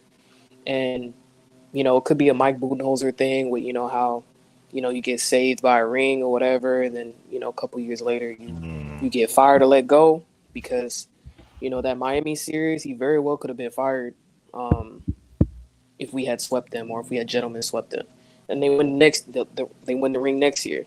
And obviously without JT, because JT covers up a lot for that roster, how well can he coach and his philosophies and all that stuff. So it's gonna be an interesting year for him to see what his coaching chops will be next year. But I think you get assets because obviously with the new CBA and all that stuff, I think Boston really capitalized on the final years or the final moments of the previous CBA to get this ring. So now that the new CBA is in effect, you're gonna have to build through the draft, build through development, and all that stuff. And next year is a good year to have a down year, to be honest, to hopefully get a top 10 pick, top 5 pick, or whatever, and then you kind of retool from there around JT going forward. So I think you sell off. I mean, they were gonna do this stuff anyway. Like Drew and KP, I think they were gonna be gone, but you see what else you can recoup. Maybe you could take calls on Jalen Brown. Not sure where their head at is going to be with that, but his contract is pretty expensive, and I think it just really kicked in this Yep. year. Yep. So maybe you can get some really good draft capital, or assets, from that. So, but I don't know. It's a tough position to be in because next year is going to be a gap year, in my opinion. Yep. And 1000% agree with everything that she just stated. And it is tough for being one of the better teams in the East over the last like 7 years, um, 8 years, and a lot of that is due to Tatum never really missing games. Like Tatum was always healthy for the most part, and now he's expected to miss a full NBA season. That's going to be a major, not reality check because you have to accept what's about to happen. But it's like, damn, sort of kind of like what we could have continued to build on or what could have been. Granted, Tatum is only 26 years old, JB's 28, so you can still look to the future with them. And I think the retooling aspect of it will be fairly easy for the most part. Especially if you get another top, and especially if you get a top 5 pick, even damn near even top 10 in next year's draft because next year's draft is just as good, but just more so top heavy. I would say when you think of AJ, Darren, Boozer, etc. For guys that you can draft that can help change your franchise. So I don't know if the Celtics, well, shit, how the lottery works, where anybody can get the number one pick at this point. Shit, the Celtics in the lottery. If you in the lot, if you got, that's what I said yesterday. I said this like a month ago. If you have top 11 odds, like if you 12 to 14, you rarely move. You're going to stay 14, 13, 12. But if you have top 10, top 11 odds, you can go from anywhere to anywhere. We just saw with the Hawks and the Mavs, not back to back seasons, where both guys were, or both teams were 10 or 11 and then jumped all the way up to one. So shit, the Celtics can get the number one draft pick next year. You never know at this point. Maybe even top five. So yeah, gap year like 11-10 just stated. Um, they were going to trade Drew and KP again already, like I already stated as well. Whatever happens with Al happens with Al. Maybe he goes on to go elsewhere, or he just retires because he's a free agent at the end of the season. And then after that, they got Payne Pritchard on a good contract already, so that's fine. But the rest of that roster, man, I mean, we're gonna be seeing a lot of Sam Hauser and Jordan Walsh and maybe even JD Davis and the guys like that next season for the Celtics. So unfortunate situation for them. But it is what it is, you know. Gonna have to accept it. Yeah, it definitely was crazy, TJ. Anybody else want to comment on the Knicks Celtics 3-1, or anybody want to comment on anything from the NBA draft lottery as well? It'll be interesting to see how they handle his injury, assuming it is what we think it is. The timeline, technically, I remember when Kobe tore his, and this was years ago. Obviously, there's been technology advancements in that with that injury since then, and he's a much younger player. But I think he tore his about a month later than Kobe did as well. But when Kobe tore his, I believe he came back at the very end of that next season for basically no reason and played like 6 or 7 games or some shit like that. I could see a world where there's a timeline where he is technically cleared to play basketball at the end of the next season. I just don't know that it's worth it and that they will even risk it, depending on what other roster moves they make. So presumably he would be out, I think, toward if that's the injury, towards like, April, March, whatever. Maybe even early April. But it'd be interesting to see like what their mindset is, if they're committed to fully tearing it down, or if they're gonna try to do this half. Well, let's just try to tread water, be a play-in team type shit, and if he comes back, he comes back. If not, he doesn't. I think they personally should just, like everybody else has been saying, just get him out for next season right now. Not even think about next year. But that might not be their mindset. There's a world where that's not their mindset. I think. I think it's unlikely, but I could see a world where that is the case. I was the 3-1 Knicks series, and you said also if what's it called, the draft. I'm gonna go to the 3-1 first. The Knicks. I didn't see this happening. Mikal Bridges defensively, he won them 2 games, 2 good stops defensively. He's played well. Brunson's played well. Josh Hart. But this Boston, I'm gonna really speak on this Boston team. I'm not gonna lie, like this shit is looking crazy, bro. Even though Tatum did get hurt, that's leaving a bad like sour taste to end the game. Pause. Like but they were down like 9 points with like 2.5 to go, where the Knicks was comfortably gonna win that. So I'm not gonna like, you feel me. Even though if Tatum doesn't get hurt, they still lose this 3-1. But I really want to speak on the team, like outside of the core. JB, we know he had a knee inflammation. I think he had jumper's knee to end the regular season. Drew, he hasn't really played. Porzingis, like the deepest team in the league, doesn't look that talented from a collection of guys. You feel me? Tatum had, this was probably his best game of the series. It is his best game of the series. He had 42. The other games he was pretty disinterested. Shout out Brunson. Brunson has a lot of money in the clutch time. You feel me? Even though some games he won 6 or 19, he had 3 or 2 field goals made in the fourth in the clutch time. You feel me? I think they said a stat, him and Kobe are the only players to have 100 points in the fourth, something like that. I'm like, damn. You know how much money you have to have 100 points just in the fourth quarter? Like, Ev, come on, bro. Like, this nigga has a lot of money, bro. And speaking about the draft situation, everybody's talking about the Dallas side. I want to talk about the Spurs side. Them getting a number 2 overall pick, Dylan Harper. Everybody thinks that's like they might trade it for Giannis. Speculation out there. It's like I'm looking at the Spurs. Like, do you? In my opinion, I don't want to trade Castle. I like him. If I had the number 2 overall pick, package that, you got to make the salaries work. I might throw Fox in there. Like, no, because I might like, you feel me? Like, I don't know. Am I tripping? But What? yeah, What did you just say? You would I was trade basically, Fox because I'm and thinking keep about Cass. The Bucks side of it. They need because they don't have no draft picks in the next 5 years. They need somebody to be relevant. Like, you know what I mean? Like, you might have to throw Fox in that type trade. If you're Milwaukee and they want Giannis, you don't want a Castle. You don't want a Devin Vassell. You need somebody that's going to guarantee you at least minimum 35 games. And if the fit Why would also that be their? Giannis Why and would that be Fox, their mindset? Why on earth would they trade Giannis and say, "Oh yeah, let's guarantee somebody's going to help us win 35 games"? because they don't Why? have their What? picks. Yeah, I understand that, but I don't think that like that's not even a realistic mindset. I don't know. I don't know. So trade Fox and whatever. What's the trade for you, Fee Tween? If I'm Milwaukee, I'll probably lean towards a young player, maybe a pick, and maybe an all-star caliber guy like De'Aaron Fox. Like, yeah, that's what do you And think the Fox is going to value? be able to. So And who's Fox the is going to young be able. player? The young player is probably like it's not. It don't have to be a great young player. It's just Just pick a young player on the Spurs like roster, bro. Kevin what's his name, Devin Johnson. I don't know. Devin Like, Johnson. just throw anybody You on just there. Just combine two niggas together, brother. what's his name? Devin. Vassell, Vassell? Not Vassell. The other dude, Keldon Elgin Johnson. Johnson? Keldon Johnson. Just throw that. You feel me?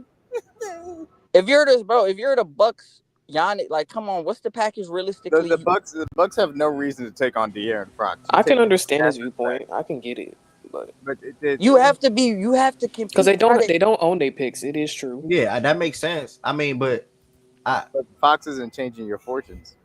and That's then it's not not the even about. It's point. like It's like the who is KD. They traded for Mikal. They try to be afloat. And they would Who's get the the second pick afloat? too, That's right? y'all not listening, bro. That's the And problem. you're They trading the have to second pick be too, twin. afloat. Yeah, and the second pick. I mean, that's not What's crazy I about what mean, I just said? I don't think it's crazy. I Then can why niggas understand dick it. eating? Like, what the fuck, You're bro? trading if you're adding Giannis, you want to keep Fox there because that's the timeline that you created. I mean, it's really just that simple. I mean, I hear what you're saying. They don't have their own first round picks. Who even to say that Fox can lead that Milwaukee team, which is literally going to be shit next year? Literally shit without Dame Who to said they're 35 gonna? Who wins. said they're not? Oh, bro, you can't replicate Giannis. Realistic trade. My brother, trading Giannis and trading and not having Dame next year, they will be shit next season with just Fox. Like how are they going to be a good team with Vassell and you said Fox and Keldon? That's not going to be a 35 win team, my brother, at all. I mean, the East is pretty bad. I don't. You underselling that team, bro. They can Okay. be afloat. Like, they don't own their picks. You think You mean they a can't playing even get team? 30, 35 wins? Yeah, I just disagree. I So a can playing name. team. I I mean, think I can sure, list a couple of maybe. teams that they. I think I can list right now. You saying Fox and Keldon Johnson? That would be your two best players, probably. Right. By the way, Yeah.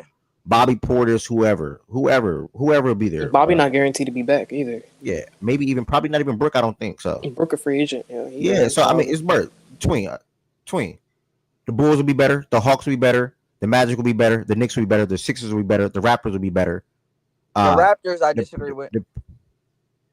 the, the Pacers will be better. The Magic will be better. Bruh. Is he I, saying that the Bucks, if they trade Fox for Giannis, will be better they than will. the They would have. Boston They Raptors? yes, and they would have 35. Yes, that's what he just said. Yes, Okay, bro. Okay, that's some of the most insane.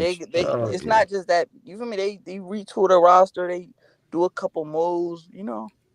I'm If sorry, they bring between in Dame, listen, He Fox and doesn't whoever even you that's believe not in even a Fox. crazy take, bro. Like they And Fox, you really know it that he believe in believes is a Dame. in Fox. crazy So why you take. saying It's I that? was really a with you crazy take. tween, and then you went a little bit too far, bro. Listen, But I'm gonna just I say was this trying real to quick. understand you. I understood you, The but you went too far. the Fox to Milwaukee to keep them afloat. That's not a I can see that potentially being. That's not a bad idea. But yeah, go ahead. My fault. After the Spurs just gave up what they gave up for Fox, why would they trade him? Y'all didn't give up shit, BJ. Let's Yeah, go y'all there. Okay. didn't give up anything. Y'all didn't give up anything, bro. Huh? That Mhm. wasn't a We real gave up some future trade package for draft them. picks, Trey Jones. What the You hell? gave them shit stuff, bro. You didn't give up You anything. traded you It's traded okay. Zach Collins to Bro, the we gave Bulls them in like a future picks, couple bro. Bro, the fillers. Bucks are not Good taking The on future picks you draft gave up Fox, picks. weren't bro. Why anything, y'all bro. It's okay. entertaining this? Bro, Why y'all entertaining it, bro? he just be chatting, And bro. you got 11, 10 side. Oh, well, I understand. No, No, Nah, I I, no, I I see get where he it. Like coming I get from, where but he's it's coming like, from. But when he was talking about the whole bro. afloat thing or whatever, like that's where No, I him don't get them where he being come from over because the over Bucks the are not Raptors. looking. 11, That's 10. I what I'm don't get saying. where he come I from. The don't Bucks I are don't not get looking it. to 11, take 10. You think that on nobody Fox mm, age, bro. The you think the people, Magic would take D Fox for Franz? You know. bro. Watch No, back, hell Jordan. no. Bro, what? The no. people, bro. The names that's surrounding that Why you trade, they say don't hell no, be. brother? If you draft Dylan Harper and draft around Harper, Franz, and Wimby, that sound good to me. But okay. Man, am I cutting out? Have a good day, I think Jordan my Love. service cooked. nah, we No, I hear you, hear Denver's Bro, you. not trading France. the people bro, the people that the Spurs are gonna ship out is gonna be All right, now you cut out. Byron cut out. Yeah, Yeah, he he did. gone. Okay. I do think there's real. Um, I think there's a real case for the Spurs to, depending on what they could get for him, to move Fox. I slept on it. I think there's a real case, especially if they're not going to go all in on Giannis. In the instance that they don't, I'm I'm in the camp of building around Dylan Harper, Castle, and Wimby. I'm in that camp more than I am Fox, and that's like Fox is a good NBA basketball player. I I don't know, man. If you're not going all in on Giannis, Fox and Wimby are like I think Wimby can be the best player in the league one day. I don't think Fox and Wimby are winning you a championship in the West. Like I think they're a little bit further away if that's what they have going into the future. Like it's those two pieces, and it's just okay, boom. And then if you don't go all in on Giannis, how do you build around the rock? Like what's the move that they make? Because I, if you're not Yeah, doing that that, what do they do with number two? y- yeah, I, that's where I landed. That's where I landed last night. Like we were having the conversation about trading Giannis. I or trading for Giannis. Like if you do that move, and obviously the number two pick is involved, then that makes sense too. And I think you could justify blending the Fox and Wemby timelines with what Giannis is bringing to the table, because then you're really in the realm of being a title contender, in my personal opinion. But to if you're picking between moving Fox and Dylan Harper, I'd rather draft Dylan Harper and move Fox and see what I can get for Fox, whether it's some type of young wing and some assets to move alongside with it, because I think that Dylan Harper obviously matches better with his timeline. I think Dylan Harper has the potential to be a number two on a title team. Certainly, when you're talking about a guy in Wemby, like Wes just alluded to, that has a top five, top three, top one potential in his own right. So I would rather build around him and Harper than necessarily, try and make it work with Fox and then move the pick for something else that maybe is a little bit lesser. I'd rather see what I can get out of Fox on a trade market in that sense. And if I can, then that's great. I'd much rather move forward with that standpoint. And last thing before somebody else chimes in, I agree with that, D-Mac, and then I also want to throw in, it's also the contracts. I get control of someone on a rookie scale contract. Now my three franchise cornerstones, whatever you want to use to talk about Castle, potentially Dylan Harper and Wemby, are all on rookie scale deals. That it's not enough said about how important it is. And I'm speaking from firsthand experience with OKC. And we didn't even have that completely. Like Shea was on, like Shea got a boost. Like Shea got paid. We paid Shea. He wasn't on a supermax deal or anything, but he got money. And we still were in such a great position because the rest of our roster was so young and everybody was on rookie scale deals. It means something to have that type of flexibility. So if you're not going all in and you don't go trade for Giannis, I think I'm team move Fox. You know, If I'm the Spurs, I mean, I hear y'all. Wes, how does I moving Fox get us better? do you hear what he said at all? Did he even hear? Did you hear? I'm gonna assume he didn't hear you, but I mean, was you want to answer that for him? BJ, you asked how does the moving Fox get Cause you I'm trying to figure out who the freak do y'all think Dylan Harper is? I think he's somebody that's got all Who do you star think De'Aaron potential. Fox is? Bro, please stop talking to me, bro. Like you're a fucking Fox hater, bro. Answer the question, Like brother. Answer the I question. promise you, I don't care. Okay, bro, I don't care. Don't care. so BJ, I'm with you. I don't think I'm not arguing from the standpoint that moving Fox makes you some type of title team or anything. Like I agree. I don't think you're eminently better doing that. I think it puts you in a better position moving into the future if you're not going all in on Giannis. I don't think it makes me personally, I don't think it makes as much sense because Fox is he's getting paid. And is he not due for another contract as well? I have no idea. Yeah, I'm yeah pretty sure, yeah. Yeah, he he And got we're unbreak. like talking Yeah, he about only got paying 2 years left Fox. on his deal. You said what, Byron? I say he only got 2 years left on his deal. So yeah, he due Yeah, for so another that's extension. basically 1+1. You start negotiations. Even if he stays on his contract and it's like they just give him an extension, he'll be still making whatever he's making right now, which is I'm sure around 40. Is it 34 next year, Yeah, 37. 34 He's and extension 37. all right, eligible this so offseason. I'm all not right, cool, mistaken. 37. And then we're talking about a boost that puts him, he'll be like whether or not we feel he deserves the money, he's gonna be getting paid 45 to 50 million easily. Jamal Murray just signed a $50 million contract, right, like yearly. So his average annual, it's no way he's gonna unless he just can't get that money because he got traded. I think he's looking. I mean, and Brandon Ingram is getting paid, I think annually 40. So I don't know, man. I think there's a real advantage to looking at it the way I am, BJ. But I'm interested in hearing your POV and everybody else up here as well. Yeah, I don't.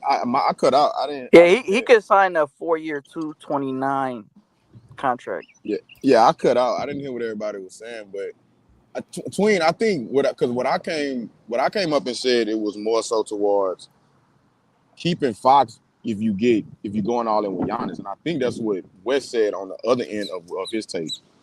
Am I right? Am I right, Wes? You were saying keep Fox if you gonna Yeah, if you're gonna go trade all for in on Giannis. Giannis, yeah, I keep Fox. I Yeah, don't okay, move yeah, okay. Fox. Well, yeah, I agree 100%. Yeah, I agree 100% with that. Tween, was you saying just move Fox even if you get Giannis? Wasn't you saying that? No, I was Yes, he saying said put Fox in the Giannis trade. That's what he said. yes. Yeah, Yes, no, I'm that saying yeah. See, no, that's no, that makes no sense. That makes no sense. He said trade Fox and pick two to Milwaukee for Giannis, and I just don't Yeah, understand. I just No, it doesn't no, make sense that in the don't make a lick of timeline. sense. But BJ, Fox does not make you immediately better by moving him and taking Harper. But I do think that it gives you a better chance at building a championship team in the future, though. I do truly believe that. But how do you know if their plan is to keep prolonging their years though? It may not be, but in my opinion, if their plan is not to be, then go ahead and get Giannis. That should be your number one focus. So yeah, and I agree. I think that's the move. The shipping Fox to draft Dylan in the long run, yes, maybe because Fox will only be getting older, of course. Dylan is still young. Point guard coming in, you could build from there, Wimby on up. But bro, they got Fox to try to still make pushes this year. So So yeah, to, so now you're saying, okay, we got Fox this year to continue to try to make our push to the play in, whatever what I don't even know what seeding they was, but at least try to make our push, you know what I'm saying? Try to get it play in, playoffs, whatever.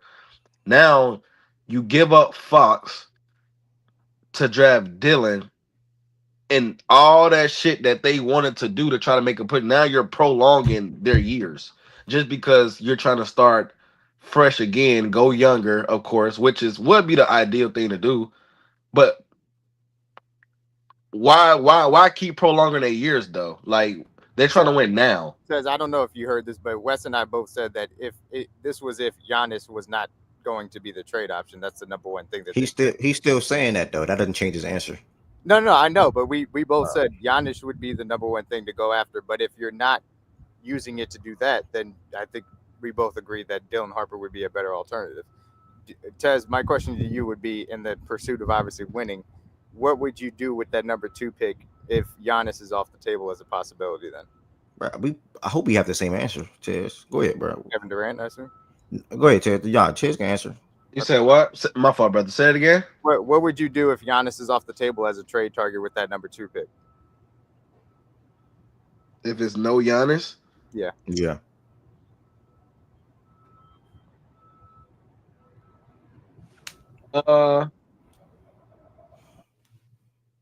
We probably got the same answer, gang. Don't overthink it, bro. Yeah. Don't overthink, bro. Don't overthink it. If they have the number 2 pick and Giannis is off the table, you draft Dylan Harper. Then it's just that simple. I didn't want to. I was trying to. No, I know I'm here. That's why I said don't overthink it.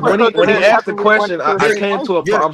I'm trying to think of a team, and I'm like, I'm trying to make this shit make sense. So it's niggas acting like it's a bad thing if you draft Dylan Harper. Gang, if you miss out on Giannis and you draft Harper and he's behind Fox for a year or two or whatever the case may be, and you trade Fox when he's 30, or you end up trading Harper for whatever package, because Giannis is not going to be the last superstar to become available, guys. So you can use Harper this season or even next season.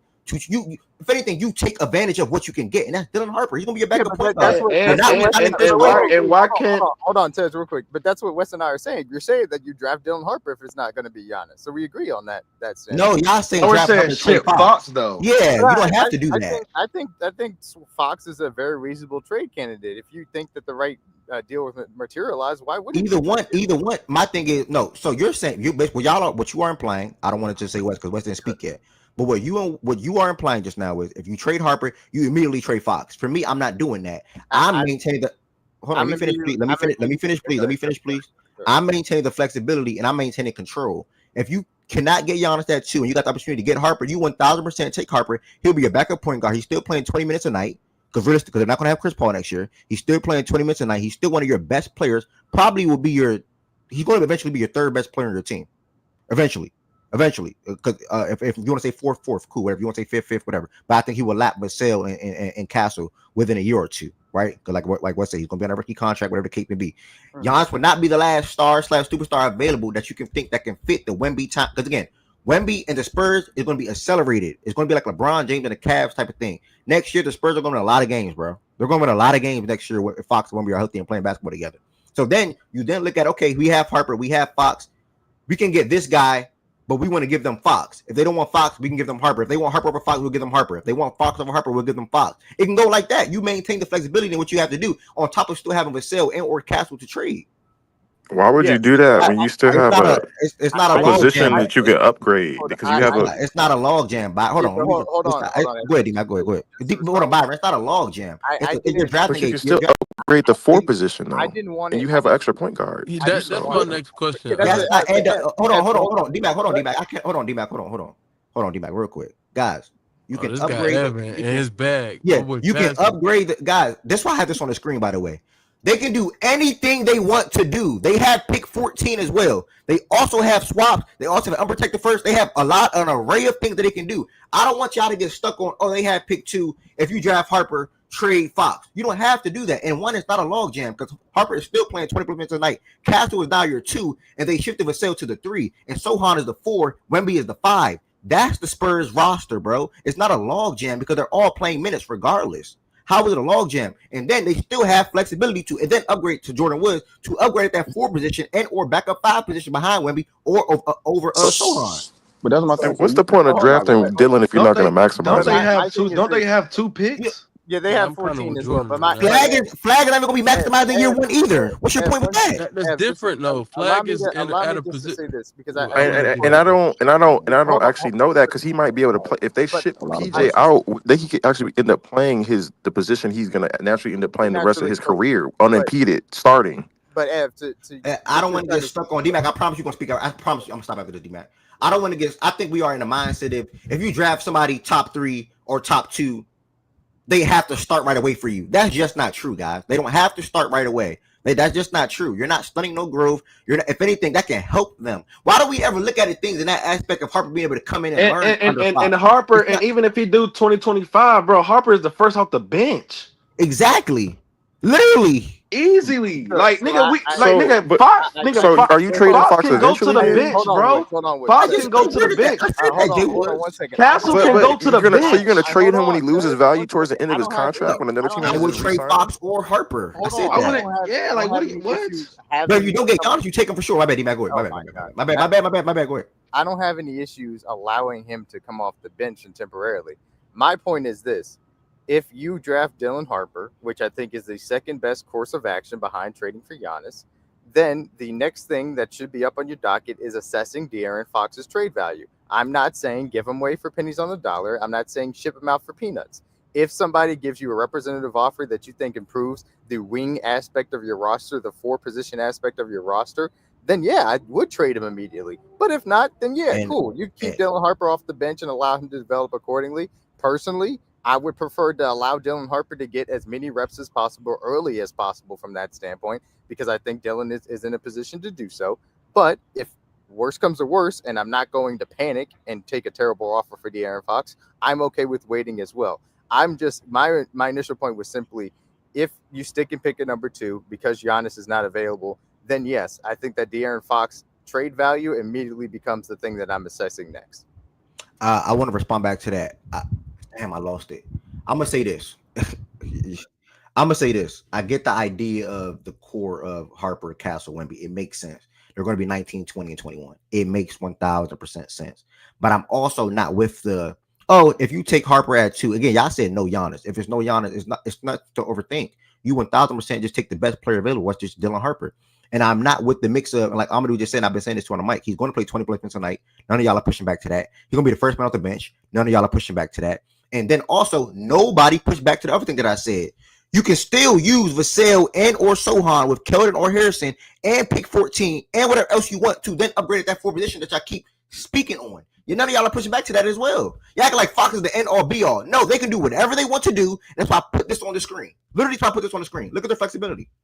And again, I also said the last thing with Wemby, what they do going forward is going to be accelerated. We all can agree with that as well. So then now, what's the response back to those things? But I don't think it who has is to be your accelerated is my only point. It doesn't have to be accelerated. They have a runway. I'm just saying the reality Well, of the I situation. mean, who is their that's the long-term point reality. guard? Can you Yeah. answer that? What do you mean? It's obviously De'Aaron Fox. Then I don't Are get you why you saying draft pre Dylan Harper Harper? then, Are bro. you saying pre Harper? I just explained. No, Like, I mean like with okay, Harper well, and Fox on the if roster, you who is their draft point guard for the next 4 or 5 years? Nah, yeah, and I'm with Jordan. Okay, go If ahead. I may, I do think Ev, like you're not crazy for saying what you're saying. Yeah. Like, so if it comes off that way, it's not that. It's just the fact that logically, it doesn't make much sense when we're talking about roster building and like positioning yourself for the future and doing things that put you in a like good position as a franchise. It doesn't make much sense to go and move forward with, okay, if you draft Dylan Harper, moving forward with Fox on the rock, because again, payday is coming up. Now, I'm not saying you have to trade him immediately this year. Maybe that's your only point. You don't have to immediately trade Fox, and that's something I can get behind. I agree with that. Yes, But yes. the in the future, like that's 1000% what you have to do. Whether it's right now or whether it's in a few years, you have to trade Fox. You don't have a choice but to trade Fox. So I think that's a real issue. Like, and I think that just has to be addressed. Like in your statement, what wherever you're gonna land, if you don't land with trading Fox at some point, I think we're gonna disagree with you. That's crazy. I literally said that 5 minutes ago, though. I Oh literally no, said But you don't have that long to it's trade them though. not. That's That's the all only I'm saying. problem. You I got don't a have the year. what? You got I a don't. year. You think it's only 1 year? I mean, how many years he got Absolutely. left? Why is it only I 1 year? why is it only 1 year? I disagree He's with on a that. 2-year contract. He's on Yeah, he's 2 year, not gonna.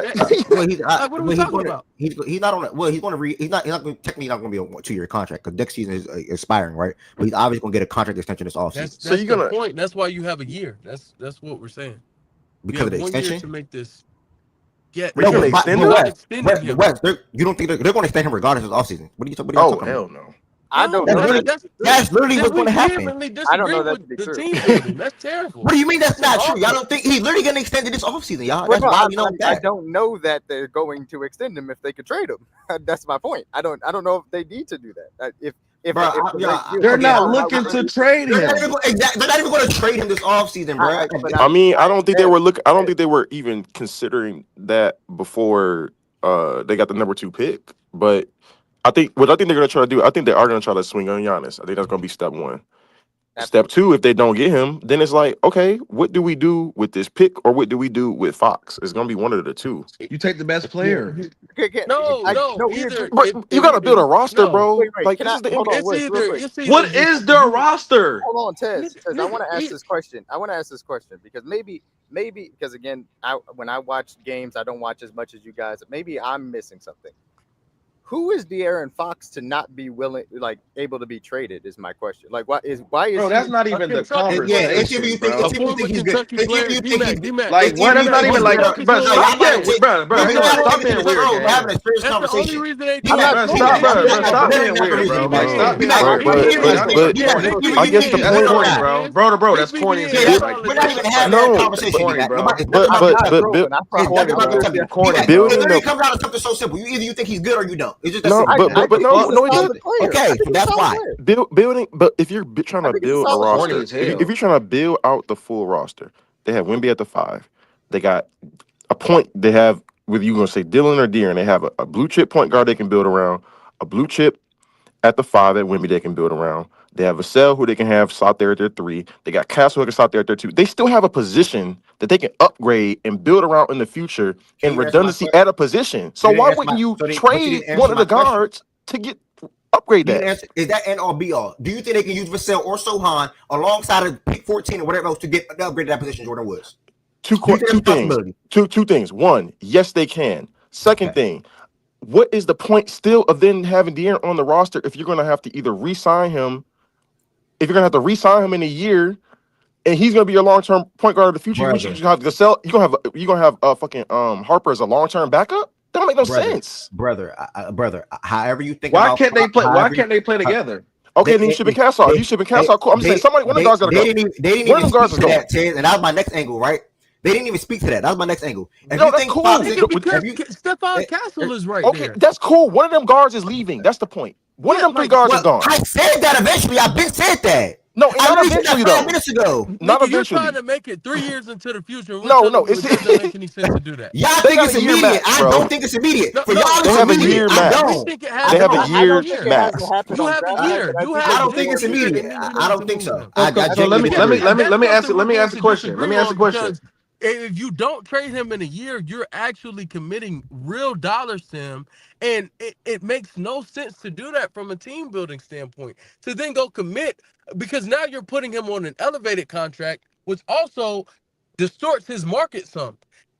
Fox at 36 on an expiring, 37 on an expiring is different from Fox at fucking 45. Can I ask you a question, Wes? And a team having to decide whether or not we want to commit that level of money to him moving into the future, and because then we have to decide whether or not we think he's a $45-50 million player per year. That's not some shit that's not something you should do if you can avoid doing that. Can I ask you a question? They can, and you're still saying no. Don't avoid it. Go ahead and pay him, re-up, and move into the future and pick whichever 2 make the most sense. And I don't agree with that. Can I ask you a question, by the way? And by the way, I missed, and for the record on YouTube, by the way, this will be able to be rewatched. And I want to restate what I stated last night in this heated ass conversation. That's not even my number 2 option. My bad. So let me clear this up, by the way. Last night on playback, I said Giannis, number 1. If you do not get Giannis, you then trade back from number 2 and target Malawak. I want to put that on record real quick. That's what I'm doing next. Now, that's what I do. Yeah, that's what, and Wes can speak to that. I think Wes will state. I literally said that last night. I'm going to 5 or 6. I'm getting Malawak. So the all the question marks Fuck around the Kevin front Durant court is crazy and though. think. Fuck KD is crazy. Well, yeah. Well, y'all said no. I was still targeting KD and Giannis. That's top two. Giannis and KD is top two, right? But that's what I would do. But now, if you mean to tell me no Giannis, no KD, you don't trade back, you want to take Harper, I'm all for that. Okay, anybody tell me why? Real quick on the stage.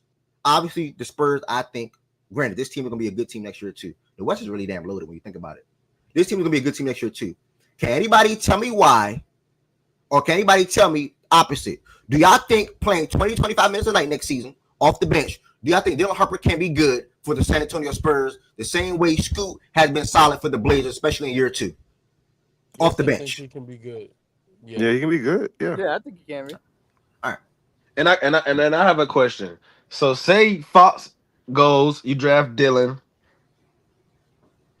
Mm-hmm. Cut out. My He's fault. I don't know. You draft Dylan or whatever. What's the rest? Like what are you doing? What's the rest of the roster? You said what? You said if you trade, Fox, get and rid of draft Fox. Dylan. The you draft scenario Dylan. draft Dylan. You got your point guard right now and for the future. Mhm. Oh yeah. What's No, the rest of their I'm shape looking up? to flip. I'm flipping Fox. That's why I brought up the Orlando shit. I don't. That was just the first shit that come up. I'm looking for a four who can do multiple things, like a versatile four who can do multiple things to round out my starting five. Then I'm using the rest of the assets that I got to go get another player, and then they're gonna have presumably all the roster mechanisms because they're. I don't think they had their cap is that high to still sign like fringe guys, and then I'm rocking out like that. Like that five that I put in the chat, and this is just again that Franz shit was just on top of my head. I might or might not like that the more I think about it. But if I have a five of Harper, Castle, Vassell, Franz, and Wimby, I personally like that. Franz. I said Franz. That was just the name I brought up Wait, where did Franz come from? Oh, you think they because trade because The I'm Franz? Magic because that's not doing the Magic not trading Franz for Fox. Wait, so it may not be. I don't know. it may not be that, Okay, but this I'm is the just name. Okay, my bad. yeah, Okay, yeah. I'm my just bad. saying like I'm looking for a Yeah. forward. I'm not You're I'm looking not for a just three. keeping the guards like I'm not just keeping the guards like there. So they still have reasonable moves they can make if they draft Dylan and trade Fox. Like Fox can go and get you something. Like there are teams that need guards still.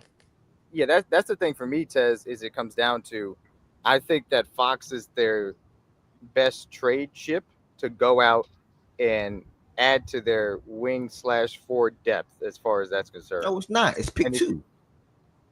And 14. I mean, Yeah, if it's like- not, if it's not Giannis, is my point. If it's not Giannis or KD, then there's no point in that. Not true. I tremendously disagree. What is the other? Who Bro, are the I three think slash four there's that a you're real trading number two hypothetically. overall people? Hypothetically, I think Who- there's a who would real. be the- who- I'm who would be I'm the literally three answering your question. I'm literally Okay, go answering your question, Go bro. ahead. Hypothetically, I think there's a real avenue. It don't even have to be pick two. Again, guys, they can do anything they want to do. There's a real avenue. Hypothetically, the Spurs say, "Hey, Utah, we got pick 14, we got Vassell, we got Sohan, we want Laurie Markkinen." Tell me why the Jazz would say no. Can't nobody tell me. And that was it. Because they didn't trade him for better packages than that. Maybe they do. But it's just okay, cool. If you want to say pick two, whatever. I'm just throwing out 14. I'm with you. 2 is too high for Laurie. That's why I ignored that. You know what I'm saying? That's my point. I wouldn't trade. I don't think the Jazz do that. Middle ground between Fox and number 2 that would make sense. I promise you, we can find a different wings for whatever that can play the 3 on the 4 that's better than Vassell and Sohan and attack pick 14. And I promise you right now, if I go through the roster right now, we can find somebody right now, and they can still have pick 2. Yeah, that's cool. I'm just saying. I don't think they're not doing that for. I don't think that's enough for Laurie. You're not getting that's cool. enough. That's cool. But okay, how about this? Pick 14 and multiple first. Then what? Now what? Yeah, multiple first. Yeah, that's fine. But why can they not do? Why would they not do that over trading pick 2 then? What I'm basically trying to I'm with you on that. I'm still saying that I just don't get the point of paying a point guard $60+ million a year and then having drafting with number 2 pick. No, I got it. He's not getting 60 plus. You said 50 or 60. 60. I mean, how much is he gonna get? What is his I think what's his right? Spot on. 45 to 50. He's at 37 right now. He's gonna be even that. Yeah, okay, so let me work with y'all. Let me work with y'all real quick. The only point I'm attacking. Let me try to meet y'all real quick. Let me just try to meet y'all because I'm trying to work with y'all, but y'all ain't trying to work with me, in my opinion. So let me ask y'all a question: how soon do y'all? Because y'all keep saying One D-Mac say, who the fuck is Fox? Da, da, da, da, da. I Guys, did you have to not say that. I understand. didn't mean Hold that. on. You said it the Okay, wrong who is way. Fox? Da, da, da. You know what you said. I Y'all keep said saying, where he's okay, not we know what you said. We know what you said. We know what you said. We know what you said. Okay.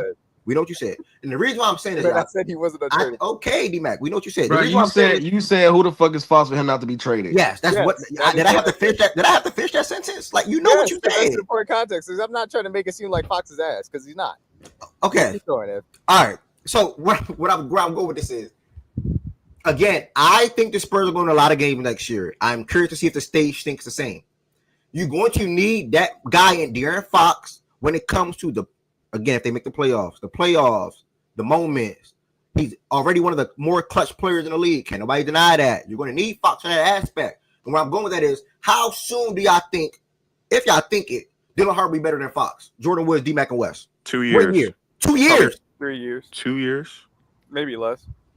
2 years. I disagree, but I we can disagree. agree. Repeat, We can my repeat agree to part question, to that disagree. question. I just. What'd you go ahead, ask Wes. again? How soon do you think Harper will be better than Fox?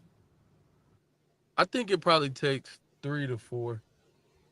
But I don't think you make decisions on your future based off of how fast he's better than this player right here. But Because again, the biggest thing that I think you're glossing over is the money, man. It's the contract that you're gonna give nah, him. West. Like West. all right, I'm go gonna ahead. squeeze in real quick. It's not about the money. I swear it's not about the money. Bro, if you're listening to me, it all's time back to Wemby and how good he's going to be. I think Wemby is going to accelerate how many games the Spurs win. And when that gets accelerated, we know what's going to happen, Wes. There's no Yeah, that's time with to. or that's with or without Fox though. That's not contingent on Fox. Yeah, but I That think nigga was Fox on. helped. He was on pace to make the playoffs, and he was healthy of being a play-in when he Fox will was help. healthy before Fox got there. Fox will help them win more games, though, starting versus Right. No, Harper. I agree. I agree. I agree. I agree, And Ev. that I agree, Ev. I'm about to Hold on. step I away from agree, my That's Ev. phone what I'm real quick. saying, I Wes. don't. That I think. Harper No, I think. timeline Nigga, thing, I think I'm that not I gets saying. think. I think I'm Wes. not. Hold Wes on. is Hold on. saying he was gonna Hold be on. that Hold on. Hold on. Hold on. regardless. Please. I'm not saying that Fox won't help them win more games. I'm saying it doesn't matter. Like I don't want to win. I don't want to win 47 as opposed to 42. If that means spending in excess of fucking $50 million on a player who I don't think truly deserves it, and then knowing that at some point I more than likely am going to pivot off of him and go to Dylan Harper, and then I have to deal with his market and maybe having a suppressed market because he's getting paid too many motherfucking dollars. We've seen that several times. We know how hard it is to move a player who's on a contract that he doesn't deserve. We've seen it several times. That's what I'm saying. I do think the money is a really, really, really important factor here. Especially in this CBA, in which it is restrictive to go out and move certain money in certain contracts. And in my personal opinion, because Wes hit the nail on the head, whatever the difference is that you think the immediate playoff run in 2025 is going to look like, I don't think that it's landing you in a place that's worth possibly, foregoing the level of assets that you could get for Fox on his current deal from that standpoint, compared to after it may look like if you pay him. So for me personally, I just don't think Fox is ever going to be the second best player on the title team. So if I think that I have somebody that possibly could develop into that, and then I can also trade this current guy for more pieces to move forward in the future and build that entire roster and what I think it needs to look like in the future, then yeah, I think that makes a lot more sense as a pathway to being a title contender. Are you possibly going to take a slight step back from where you could have been in 2025 if Fox has moved off the roster? Absolutely. That is going to be a part of the downside of moving off of that. But I think that it will be repaid tenfold if you make the right move to move off of Fox and the assets and allow Harper to develop properly in the point guard role next to Wemby, in my opinion. That's the way I'm looking at it. And again, it's not me saying that I think Fox is a bad player. I think he's a good player. Do I think he's a $45-50 million player? No, not necessarily. If somebody is willing to trade me good assets for it to build out the rest of my roster, then yeah, I like the idea of that.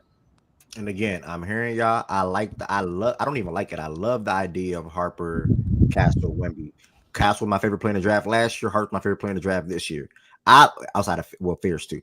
And that I love the idea of them three guys together. 1000%. I'm just not on the forward of you draft Fox. You get Fox. You draft Harper. You immediately trade Fox. Let me ask y'all a question though. Say the Pistons did not take the leap that they took this year, and they ended up with the number 2 pick in the draft. You have Kate Cunningham. You're trying to get Katie and Giannis. You miss out. Do you take Harper or what do you do? They You got said from the Ron Harden Pistons. already. My brother, I'm talking to West, D-Mac, and Jordan Woods. I don't know what you talking about, BJ. I mean, Yeah, what do they do at pick 2? What do you do? Kate Cunningham's your point guard, but you obviously what you gonna do? You gonna pass on Harper? What do you do? I'm taking Harper. I'm trading Ivy. That's That's what accurate. I'm doing. No, because no, that's not gonna no. So you're assuming What do you that mean no? who can play off ball? Kate or Harper? I mean, I would. I have to think about that. It ain't Kate. I mean, which What one do you you wait? want? What's the point you're making? I'm doing the same thing. I'm drafting the guy and I'm trading a guard. I'm doing the same shit. Okay, so why not draft Harper and trade Castle? That's I said. I said that 10 Yeah, minutes he said ago. that that's a Okay, you I said possibility. said if you say you'll do But I that, said the why you do overarching. that? I said the If you say you'll overarching do that, point. Even if all it's right. not Fox, I said one of the guards Yeah. got to go. That's the What If overarching you say point. you'll do that, cool then. what D-Mac and sentence West. you would- D-Mac and West, what are y'all doing? Yeah, me personally, in that situation, I probably would see what I could dangle that number 2 pick for, because I think Cade is that damn good, and I don't know if I want to keep that logjam. It would have to be exceptional though, and that's again the issue that you'd run into. So I'd have to get creative from that standpoint. The reason why I don't think this applies here is because of Fox's money situation, where he's at on timeline, the fact that Cade is the number 1 guy in Detroit and Wemby is the number 1 guy in San Antonio, and there's a difference for me. Wes, what's your answer?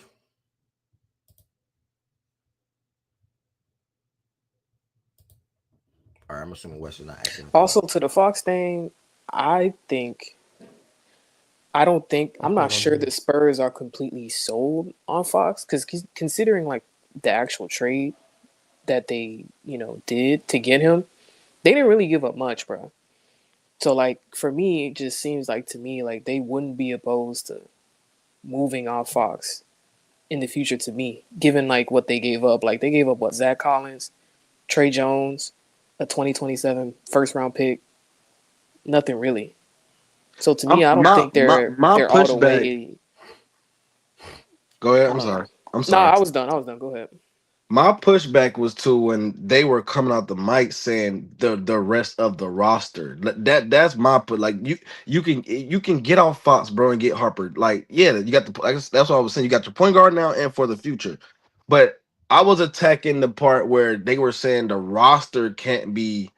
It still has holes, and I'm like, okay, if they get Harper, they still have holes. But now you're giving up the point guard just to substitute another point guard. The same holes are there. So Well, what? the point would be to move Fox to fill in Yeah, some of those It's holes. yeah. about balancing the roster. When you move Fox or whoever you move, you're filling the hole. That's the idea behind that. So it's not. You're not Um, moving Fox just for Harper. You're moving Fox to get better and for Harper. So Fox. So give me a team. Who would you? I'm guessing the Bucks, right? For Giannis. Is that is Well, no, is that? Giannis is just, hey, you're trading the number 2 pick and you're rolling on with Fox and rolling from that standpoint. You guys would know better than me as far as a team that would be in a position that has extra wings to move. Like obviously the number, the team that I guess that first comes to mind is the Rockets, but that's not happening. I don't know. There's some team out there I would have to give more thought that I Ed, have. what do you think it would take to get Franz? Okay, yeah, let's say Magics. Let's say Magics. What would I think it would take to get Franz? You think Fox in 14 does that or I no? don't. Do Fox and 14 get Franz? I don't know. No. Fox and 14. Do you guys think Fox fits with their roster? Real quick. I think. Go ahead, D-Mac. What you say? With the Magic, yeah. Yeah, he fits. He does. Yes, he fits. He fits. I perfectly. just don't think the Magic will even. I don't think they're. The idea is not in their head yet. I'm not saying it never will be, but it's not in their head yet. It's just following Franz. I generally don't believe that. I think they want to get a point guard for those guys and then see what it looks like going forward. To me, it doesn't make sense. Just to me, to get okay. Hey, we got Paulo and Franz. Let's move Franz, get Fox, and then let's go with Franz. I mean, it sounds. Are you on the point guard shit? Sorry, I don't want to cut you off. The point guard part. It's just like teams say that, and that's cool. But when are you gonna get that? When is that guy? When is that point guard coming? Like when we've been saying this for 2 years now. How much better will Fox and Paulo be? Granted, I know he's the point guard. I get it. He's the point guard, and that's what they need. But I just think losing Franz is too big. I would just love Franz and Paulo to stay together, bro. That's what I would want personally. Like, yeah, that's cool. It's just that eventually they're gonna have to find that. I think they got another year of trying that. Then it's they got to find a point guard eventually. Yeah, Like, I think that's their biggest look yeah, this yeah. offseason right here, the point guard right here. And they don't they don't have to trade Fox right now. It could be a year from now. And Yeah, I yeah, think yeah. It could there's a be. window within the next year. It probably Fox needs to go. Yeah, and that's why I'm like I'm kind of that's what I'm saying. That's why I asked the question because I'm trying to meet everybody in the middle because I don't think y'all said anything crazy. I was just attacking the roster standpoint. It's like okay, cool. What's out there? What can the wings the bit like? What can they? Who can they go get? Who can they Right. call? Who can they? And I think they could pivot to now chances are if they ink a deal with Phoenix, chances are they say, look, we'd rather have Dylan than Fox. But still, like there are other options. If we take Phoenix and Milwaukee off the table and say they can't ink a deal with Giannis nor KD, I think it's just you gotta, take some fillers, and everything may not be a 2-team deal. It may be, you got end up working out a May- 3-teamer. Yeah, maybe Where there's a Fox 3-team goes to deal one that's in Lowry destination, for Lori the comes Spurs to to make it happen. San Antonio, and the destination uh, yeah, Fox goes to one destination, Lori comes to San Antonio, and then Utah gets whatever picks and other players and assets from each team that's in that deal. Aside from them, have to offer things like that. To your question about the Pistons, I think you asked if it was the Yeah, Pistons, what would you do? I yeah. would trade the pick if I'm the Pistons. I'm looking to trade the pick. I'm not Okay. trying to draft So so y'all Dylan or anything. so y'all number one. Let's make this clear. D-Mac West, Jordan Woods. Y'all number one thing as of right now is trade the pick first and foremost. For Giannis specifically. Yeah. Yeah. Yes. Okay, and then okay, so we're all on the same boat with that. We all same boat trade pick, and then it comes down to if you cannot trade the pick or whatever the case may be, you don't come to an agreement. Then you trade Fox and draft Harper. Correct? Not Yeah. necessarily in that order. There's a Well, one draft year Harper, trade runway Fox. with Fox, Yeah. in my personal I'm opinion. shopping at that point. I'm shopping Shopping Fox. Fox. I need Okay. to like. It's not just trade. Yeah, it's not. It's never just trade straight. I'm never just a trade, just a trade. Like I'm not it's. just I'm going to shopping give them him though away. for Like sure. we're just seeing the value of what he can offer. I need to know all my options. Like I need to know what I can get for him versus okay, if I keep him, what are the options to upgrade with him, and then whatever has the best roster. In my opinion, that's what I'm going with. And I get the thing. West's main thing is the money. I get that. If you don't want to give out 40 to 55 million, let's just say 55, 45 to 55 million to Fox, and you don't have to, because technically they're not going to have to, because Wemby, Castle, and Harper will all be on rookie contracts to West Point, and you don't have to throw out that money at this moment. You can continue to have your flexibility, guys on low contract. You can still target guys in free agency, and on top of all the draft picks that you have right here on the screen to be able to do whatever you want to do. So again, I get it. I hear it. Like I said, I Yeah, would I like to definitely see, Wait, hear it, real but I bro. quick, hear it. real quick with Wes, because when you said the Pistons scenario, was that if Giannis was off the table? I think because you gave a caveat with that because I was surprised at Wes's answer when he said trade the pick. Hold on. Repeat the question. Because Sorry. I think when Ev posed the Pistons question to me, I think he gave the caveat of there was no Giannis, but you said trade the pick, so I don't know if you knew about the caveat or not. No Cade or you said no KD or No, no, Giannis. no, no, yeah, no, yeah, like no KD or Giannis was on the table. I thought that was the caveat, but you still said trade it. So that surprised Yeah, me. I still trade it. I wouldn't Oh draft wow, Dylan I in would their as well. situation. Yeah. oh wow, okay. The reason would be because there's a difference in where the Pistons are at. Cade is their number one guy that they're building around. Wemby is the number one guy that the Spurs are building around. So there's a difference from that standpoint. And if that number two pick gets you pieces around Cade, then I can understand justifying moving that pick instead. Whereas the Spurs are in a position where their number one guy is not going to be affected by what happens by drafting Dylan Harper. And you still have the ability to move Fox instead to add to their roster around him as well. Would be the difference from that standpoint. It could Now, come down to I think, and I have to think about like can you maximize both of them if one is playing off ball? That's a fair question. I just think in a vacuum, the talent that Harper is, you might be setting the timeline back like a year or so, but I just think that highly of Harper. So I think like that backcourt could be like I think that could raise your ceiling, and I oh think that yeah, might be worth taking at two. But I hear the reasons for not. and similar to what you said before, it's a I'm shopping the pick. It's not a I'm moving it at all costs. Yeah, It's I would just that Be would be right the back, first y'all. thing that yeah, I that's fair. look for as far as that's concerned. And for what Ed said, it didn't know he. Cutting out a little bit.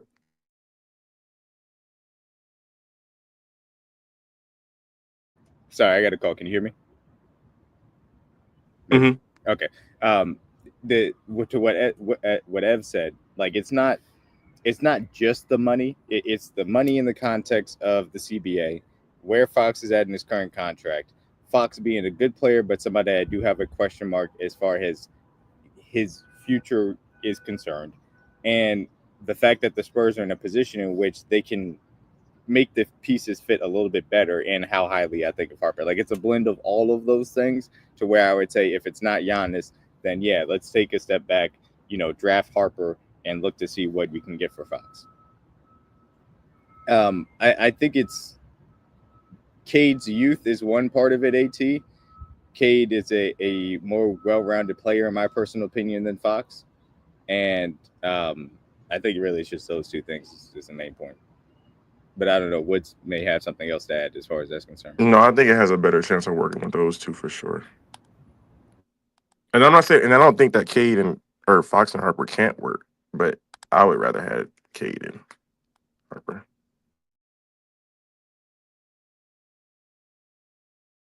Hello, y'all got silent. Yeah. Oh, all right. Good talk, sir. Why is that though, Jordan? Everything DMAC just said, I think just Oh, I Cade is ain't just hear him. My yeah, fault. yeah. He's just all around better. Like you can just do more things, way more things to where if you're trying to slot one and have guys like guards adjust how they play, I think you have a better chance of making that work with Cade. Then I think Fox is just gonna play how he play, bro. I don't think that that's changing. Do y'all think there's a world? Do y'all up here? I it's cool. I kind of disagree with that, but I get it. It's cool. I get it. Do y'all think up here Castle will be better than Fox one day as well? Nah, Yeah, I don't know. nah. Short of that, he'll be very good, but I'd bet against that person. Crazy. BJ, you going in, or is he just me? Nah, he going in and out.